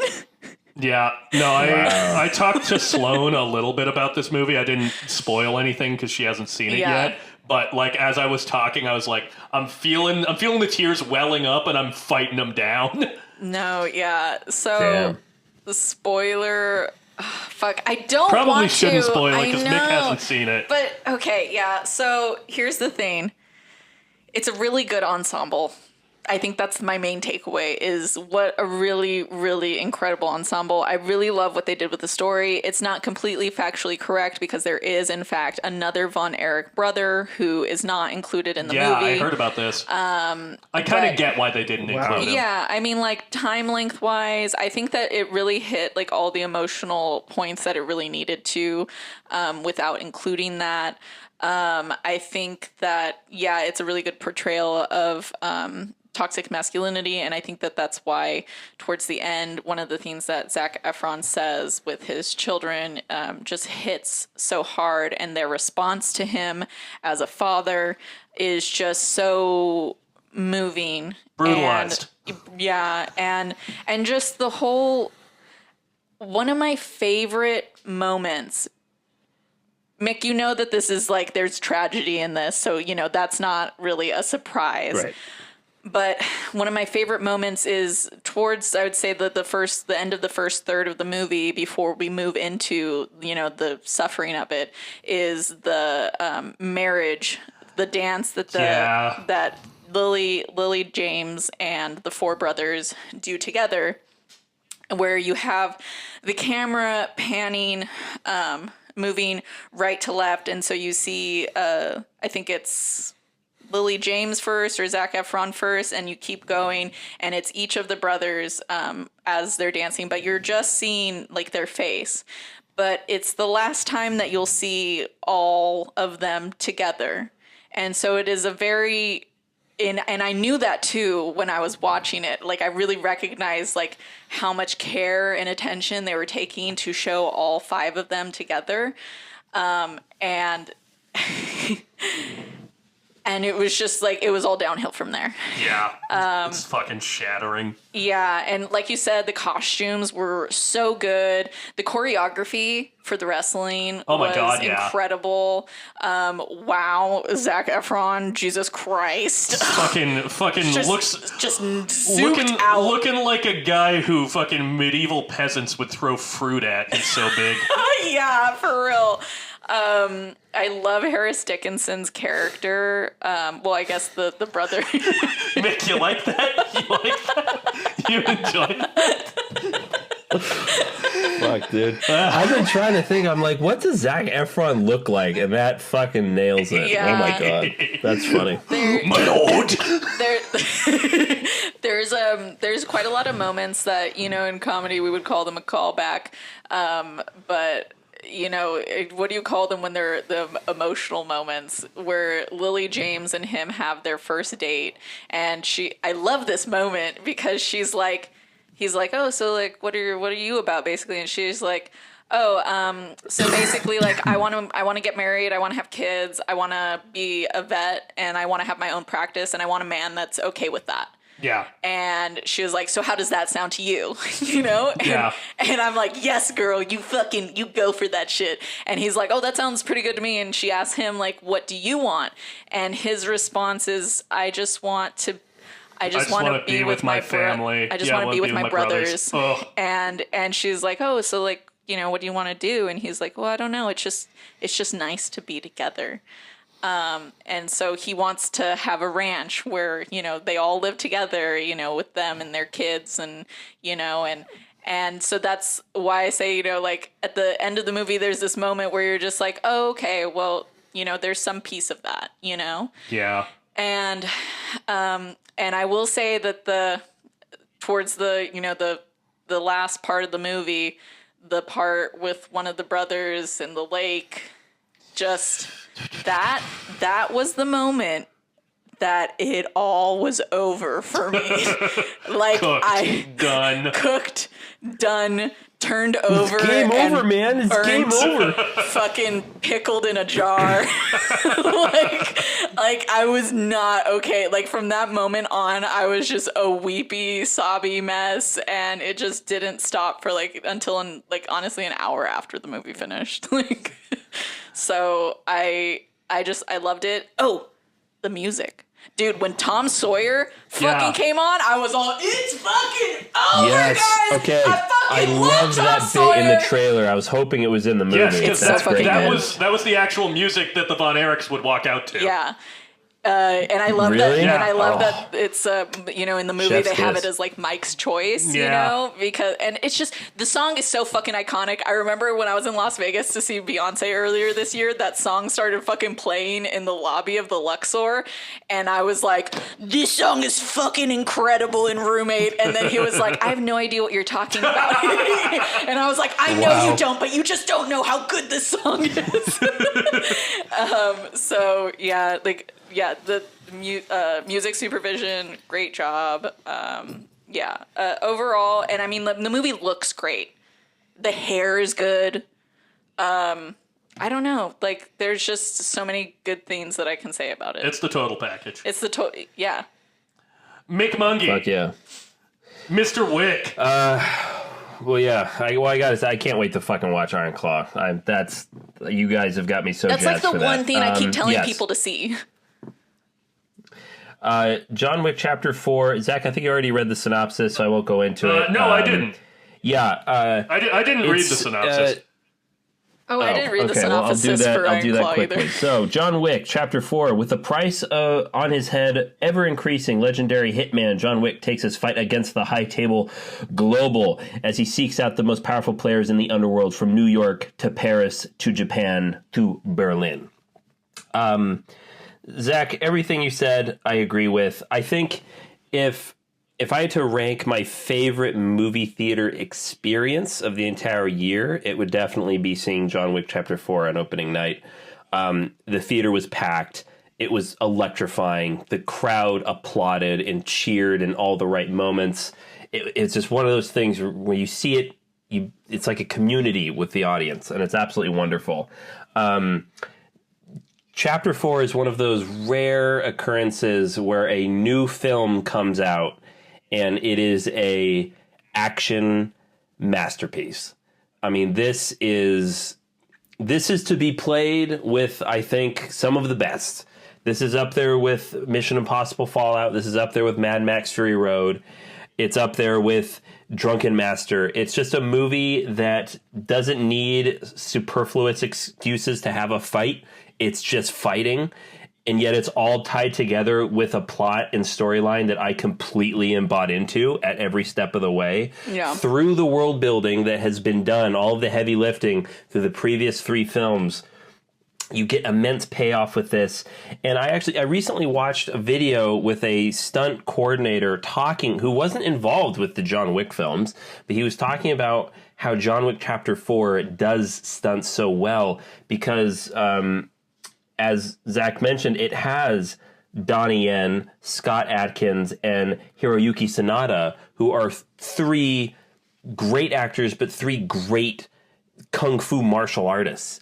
And the film does this great job of when those actors are involved with a fight scene, the fight scene is sort of tailor-made to fit their fighting style, to make them look and be the best that they are.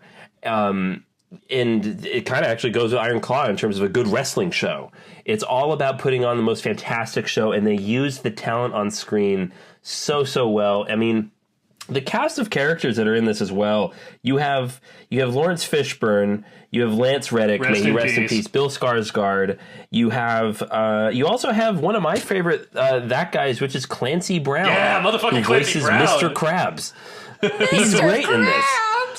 Also, Shamir Anderson as the tracker. Yes, Shamir Anderson. That's right. He's a fucking badass. Yeah. And if you recall, the one thing I was like, you know what could have made this better is if it was with the guy that recently got busted for sexual assault or Sexual abuse. Sexual abuse. Yeah, I forget his name. Jonathan Majors. Jonathan Majors. Real shame. Anyways, the overhead fight scene with the shotgun and dragon's breath is burnt into my memory to the same degree of burning that happened to those poor goons. It's poetry. I mean, it's like it is gun fu. I mean, it is absolute beauty. And Donnie Yen does his thing. That whole fight scene on the stairwell is fantastic. Bill Skarsgård looks fantastic. He's such a great bastard. Costumes in this movie as well. Yeah, no, I mean it's absolutely incredible. So John Wick Chapter 4, it's not a beautifully well written art film or anything like that, but I cannot deny that it was my favorite theater experience of the year, and definitely as my number 2. Much like John Wick, Keanu Reeves, man, he's so fucking good. hell. What a legend! He's a fucking legend. Much like John Wick, it just gets the fucking job done. Gets the job done. I won't talk too long about Killers of the Flower Moon because I feel like you hit a lot of the points that I like about it. The one thing I'll say is much like May December, it does a good job kind of interrogating why we're interested in true crime stories as well as the limitations of the genre and the limitations of telling this story as an outsider. Martin Scorsese's cameo at the end of the film is just like... Yeah, let's talk about the ending for sure. Such an acknowledgement. The scene where they're on this true crime radio show and kind of retelling the story of the Osage in this very kind of tacky, way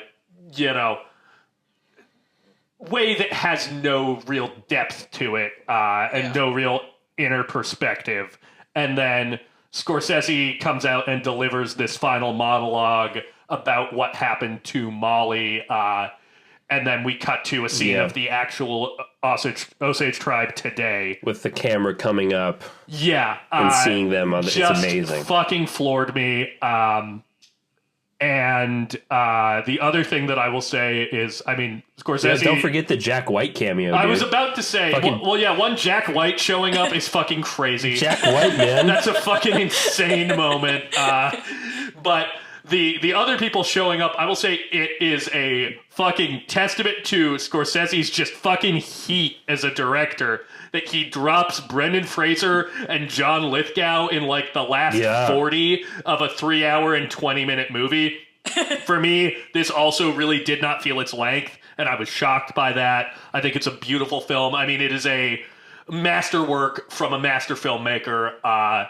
Much as we were talking about getting a new Cronenberg movie last year, I am so grateful that we can still get a new Martin Scorsese movie. Yeah. He is looking back on themes that he's dealt with in the past with a new perspective and a new critical eye. It's just... It's a heartbreaking movie. I was just moved. It's a masterwork. Really, really loved it.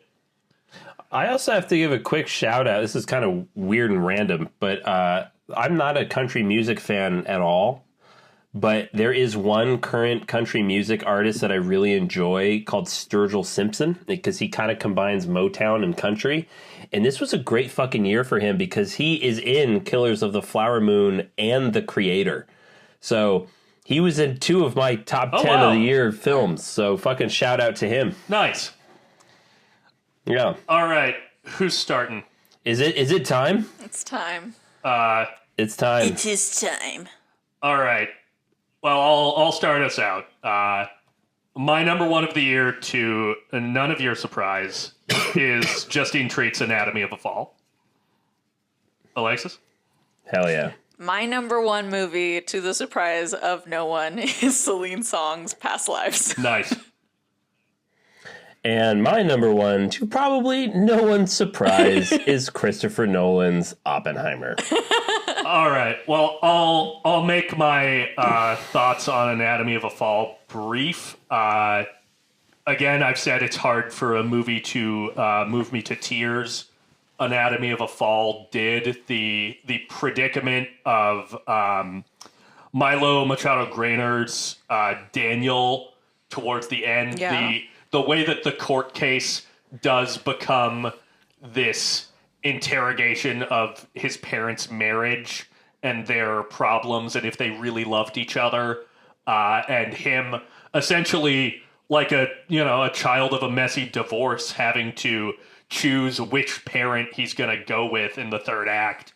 I just found so moving. Mick, you talked about The Holdovers being a movie that you felt like you knew the characters and you felt like these characters were real people. That's absolutely how I felt about Anatomy of a Fall. Sandra Huller, it's just like, it's a powerhouse performance. I read that Justine Treat never told Sandra Huller if she was guilty or not. And that's great. I think that really pays off in the performance because for me, I know emotionally what I think happened, but the movie does not give us a definitive answer. It lets you live in that ambiguity and that doubt and just makes you read people, makes you read your perspective on how people are interacting with each other in the world. And I just found that so effective. I was just on the edge of my seat for this entire movie. Much like Oppenheimer, another movie that is largely people talking in rooms that I was just fucking glued to. I think that this is a movie that uses blocking incredibly well to communicate character dynamics and to kind of warp our perceptions of the characters. I think that this movie has an incredible script, but it also, like, I feel like oftentimes when I think about the great directing work of a year, I think about really technical feats, movies that have great performances, but, something like Oppenheimer that, has no CGI shots and is depicting like a microscopic physics phenomena or the explosion of a nuclear bomb. But I think that a great director gets great performances out of their actors, and this is a movie that every performance is just so perfectly calibrated. I love this movie. I'm definitely going to watch it again. I think it's riveting. I really wish I had seen it in theaters because I think I wouldn't have had that issue of like falling asleep at like the 30-minute mark.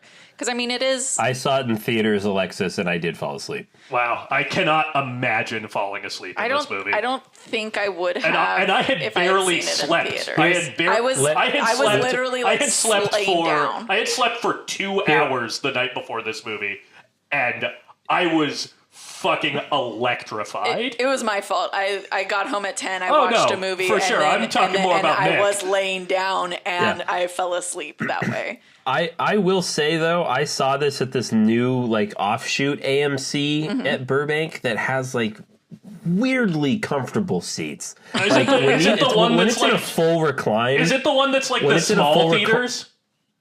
Yes. That's where I saw it as well. Really? Yep. Man, that should I was like, this is like more comfortable than my bed. Yeah, I really loved I really loved the movie.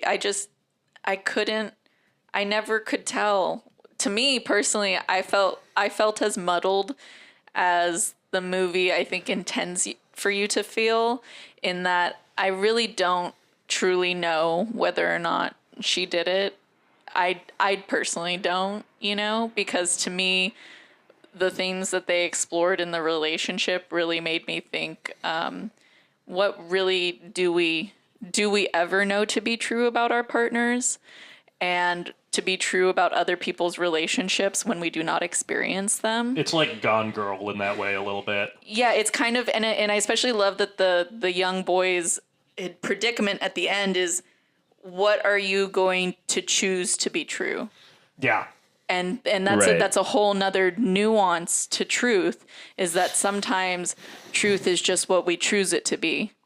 It's not really black and white, it's just what reality can you live with? Yeah. Yeah, there is sometimes you will come to a point in your life where you have to decide a narrative. Yeah.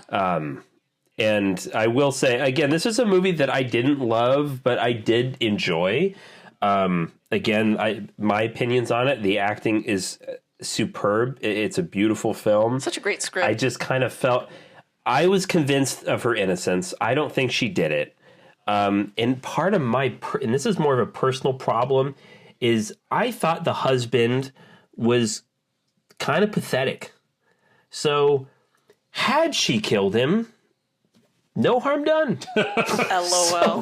That's good. That's kind of my take. So that's why Hot takes. Get your hot takes. part of I my empathize problem with of like him. the whole did she or didn't she, I'm kind of like, well, I don't think she did, but had she, water under the Interesting. bridge. I get that perspective to a degree, but I really empathized with him, his predicament of, I'm not even speaking my own language in my home. Like, that was like a kind of brutal line. Like, I don't know. I found it so psychologically complex. I also really understood when she was like, by me moving here, is that not also meeting you halfway? Yeah, exactly.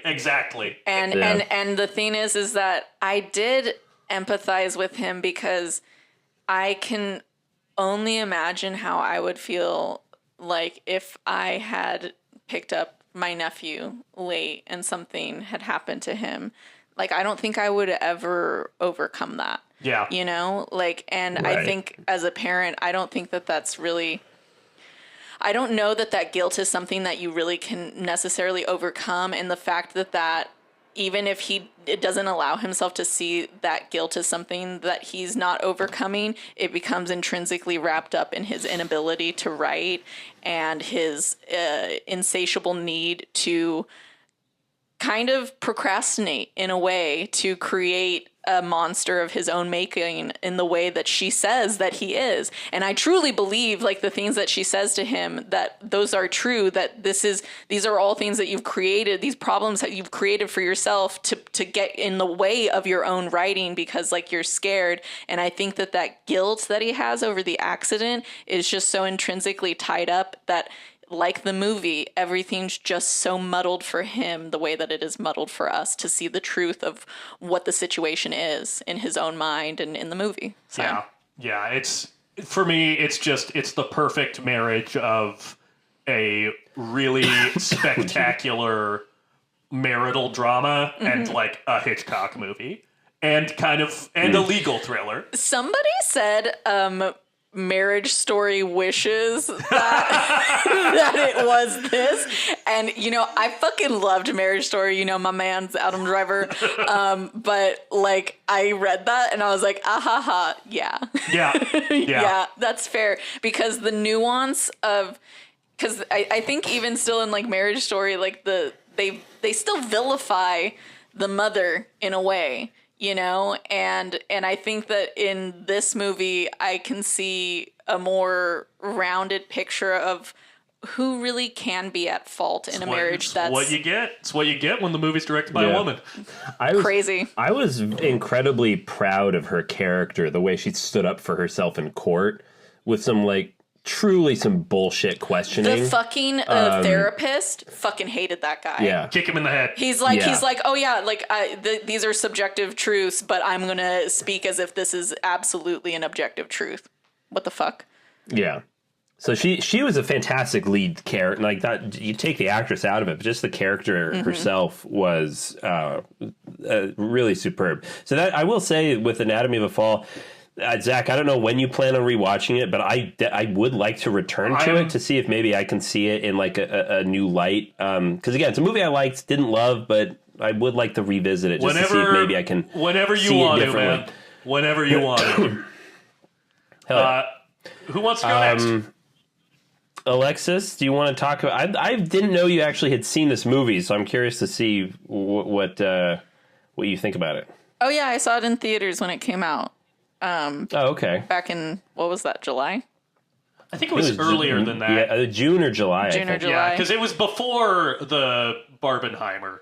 Yeah, it was. Okay. Yeah. So I feel like this movie really kind of kicked off my summer in a lot of ways. Like, it was kind of the first movie that I was like, that kind of reinvigorated.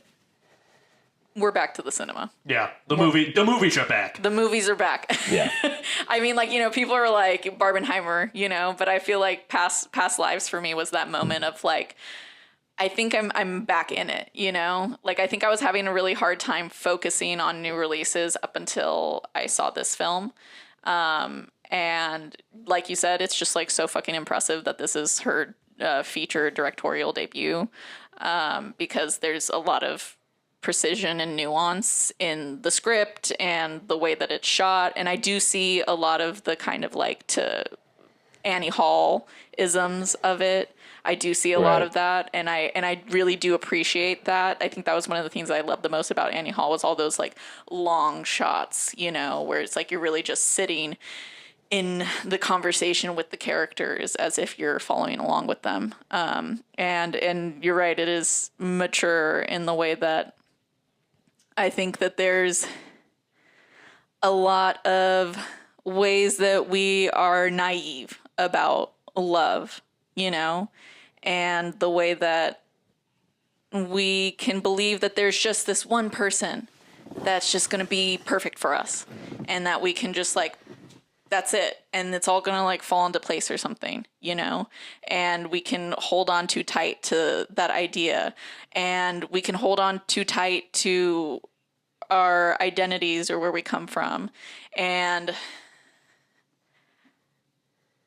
I think it was just really heartbreaking, like the first time that they like, obviously the first time they say goodbye, but then the second time when they like rekindle and then they're on like Zoom and stuff. And then she's like, I kind of need to go on with my life, and I kind of can't keep tethering myself to a life that I've moved on from.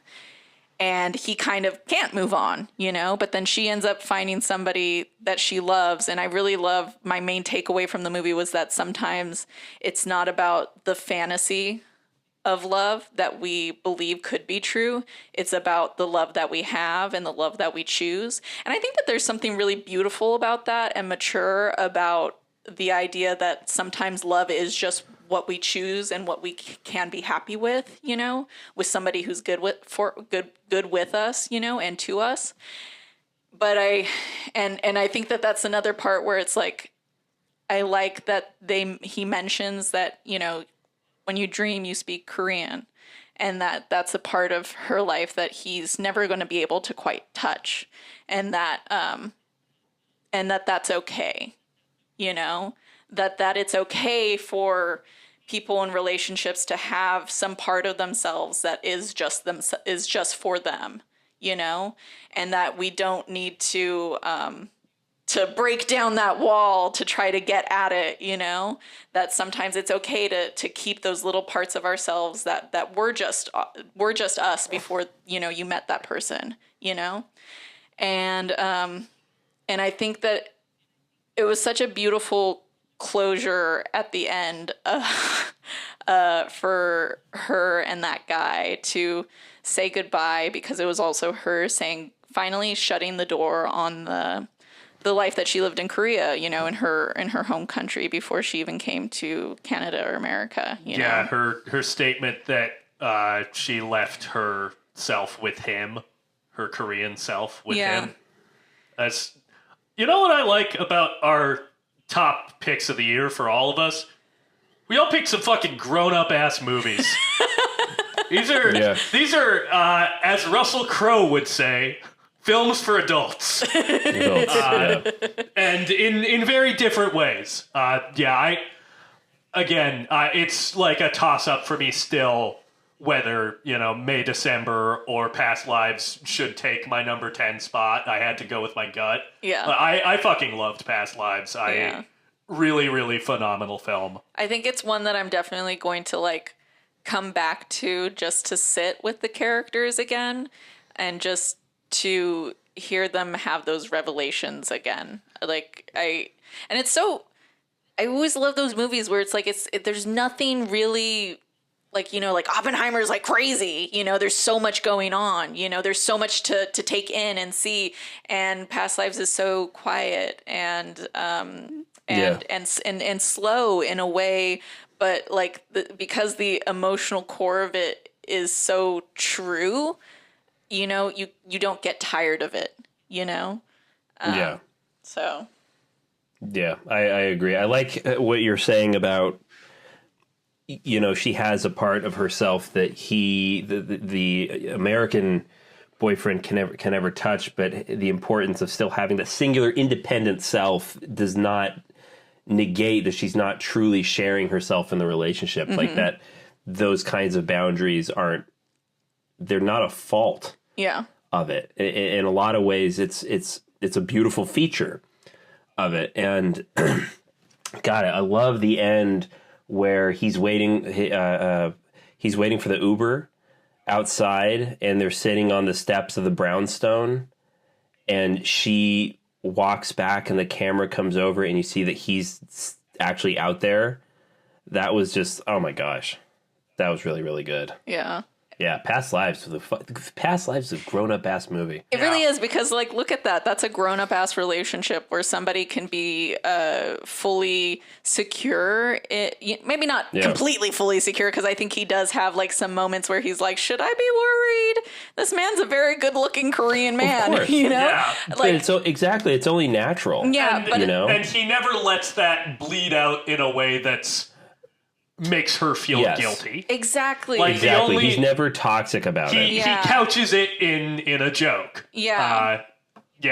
And I think that's like I think in a way that's kind of what I was saying about some other movie, is that's what you want.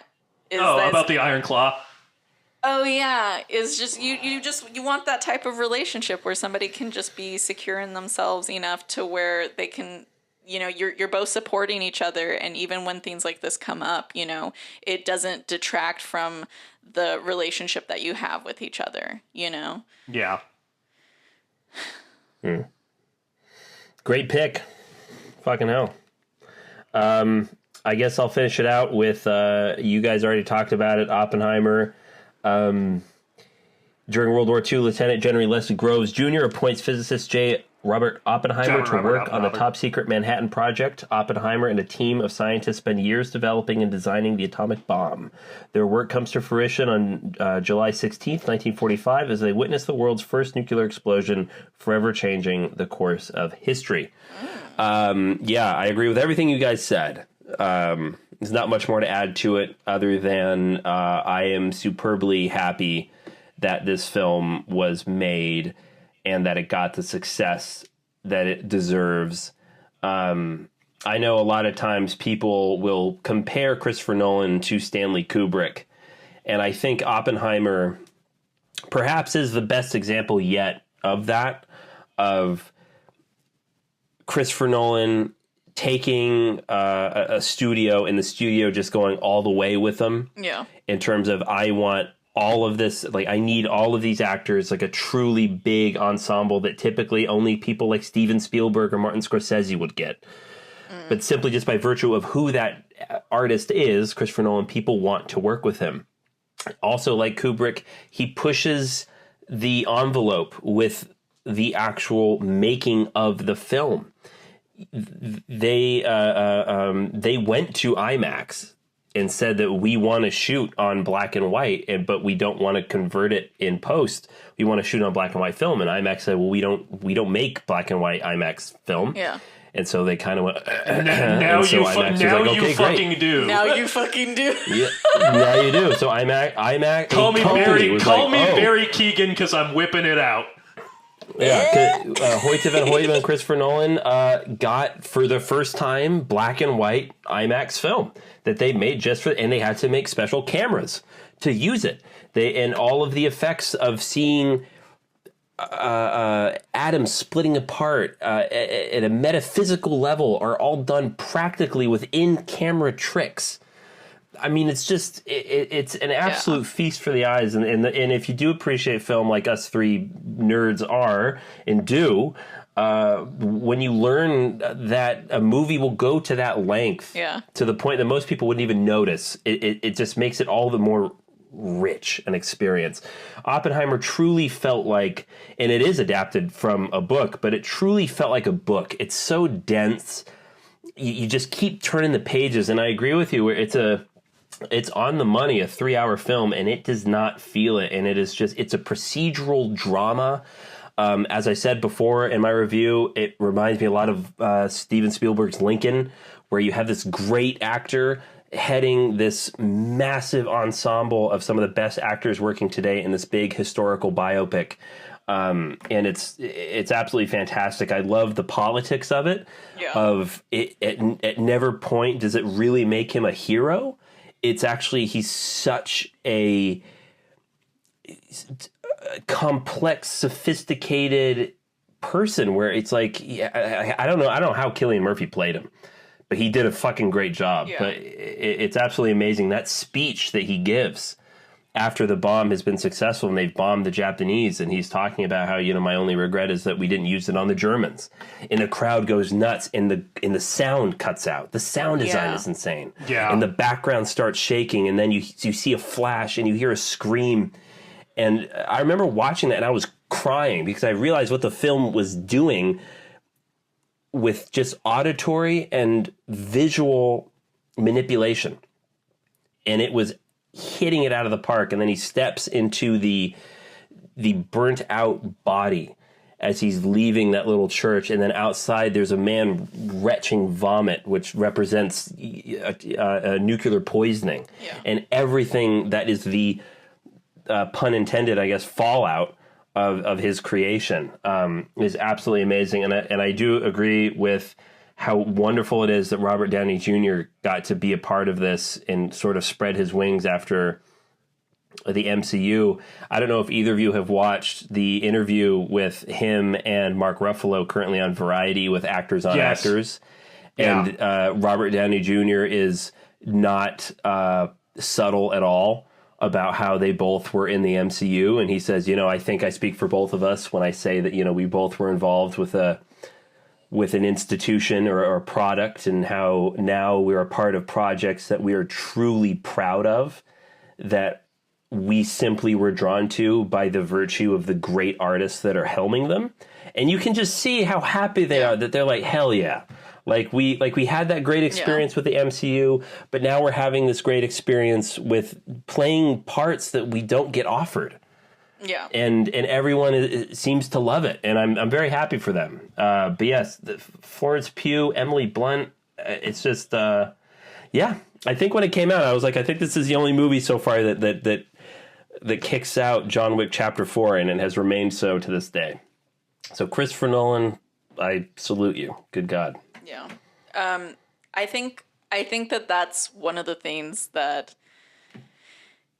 I think for me, I always go to like the emotional place in choosing my picks. I think that that's kind of the groundwork that I look for. Yeah. But I will agree that what makes a movie truly outstanding is when all of the pieces of the machine are working in sync and are well oiled. And I think that Oppenheimer really fucking blows that out of the water. Like you said, the sound design, I do remember that moment where the sound cut out, and it uses all of the tools in Christopher Nolan's arsenal. Goddamn right. To fucking make this behemoth of a fucking subject, so visually and narratively compelling.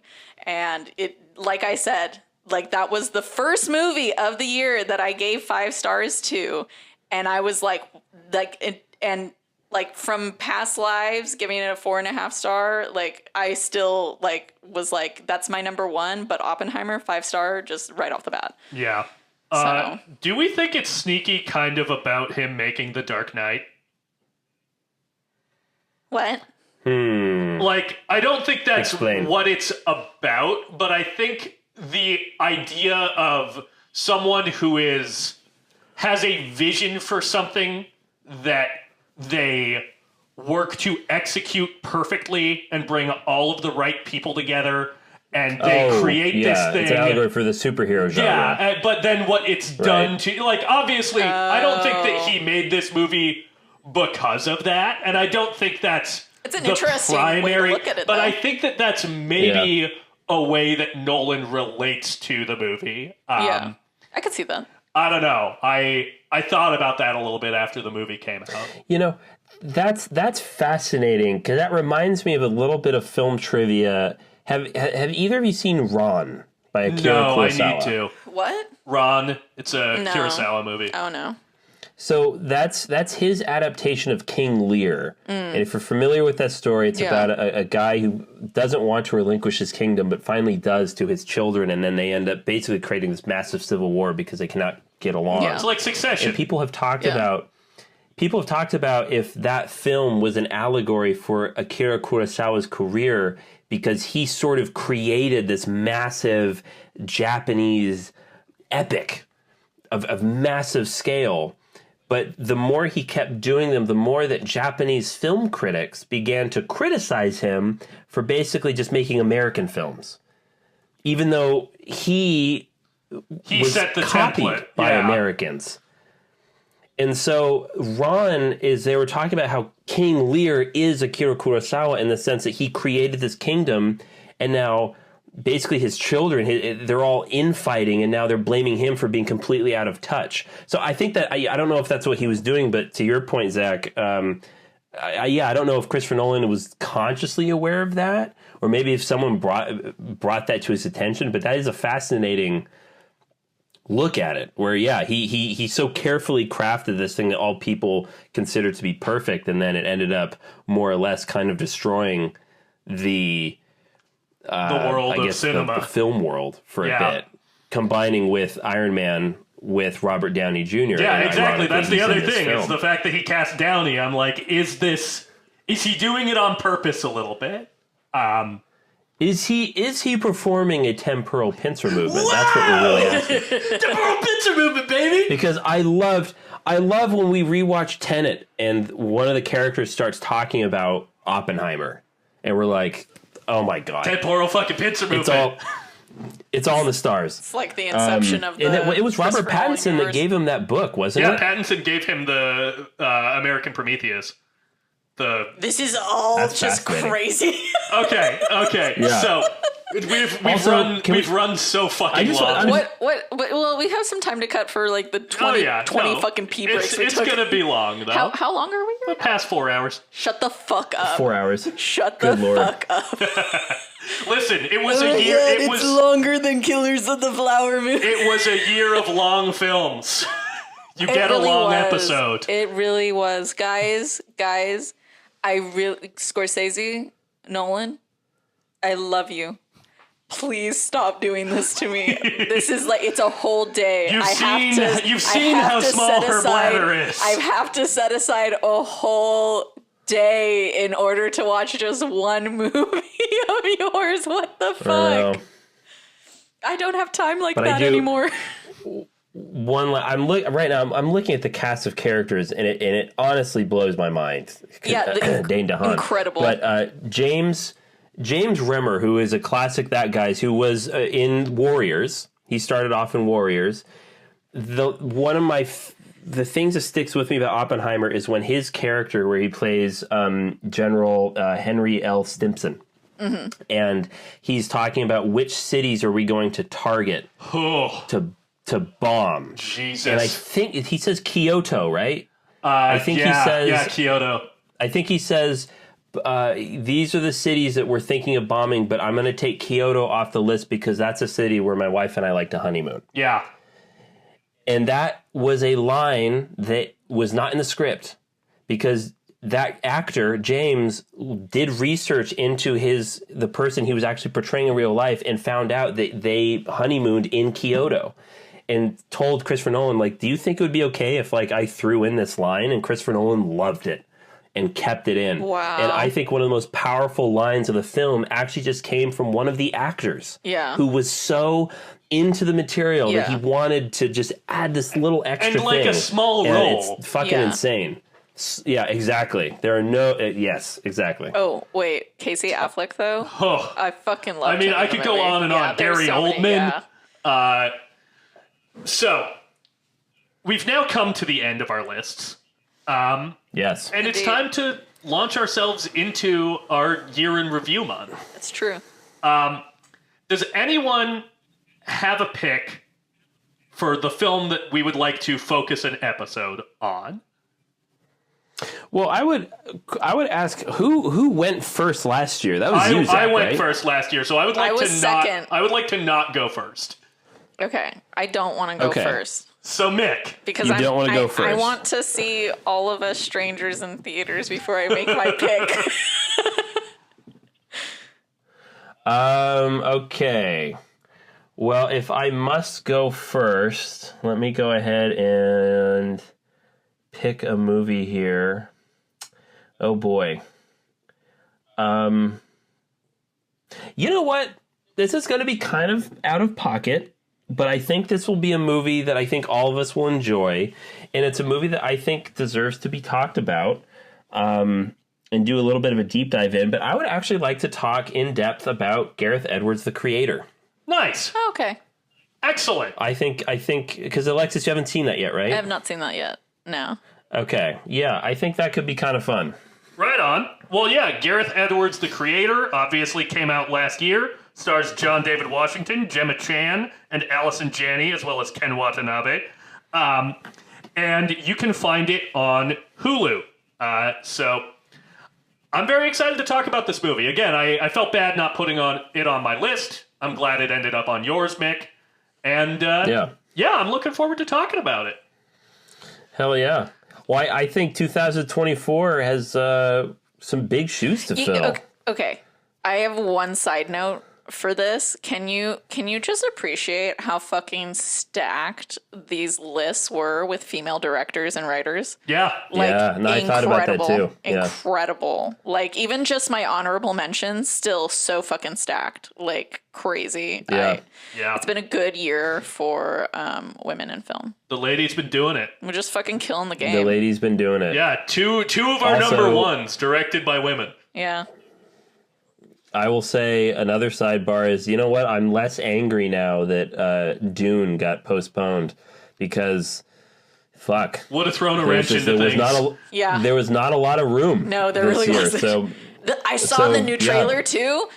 Looks fucking phenomenal, guys. All right. Well, with that, we'll see you on the next one, everybody.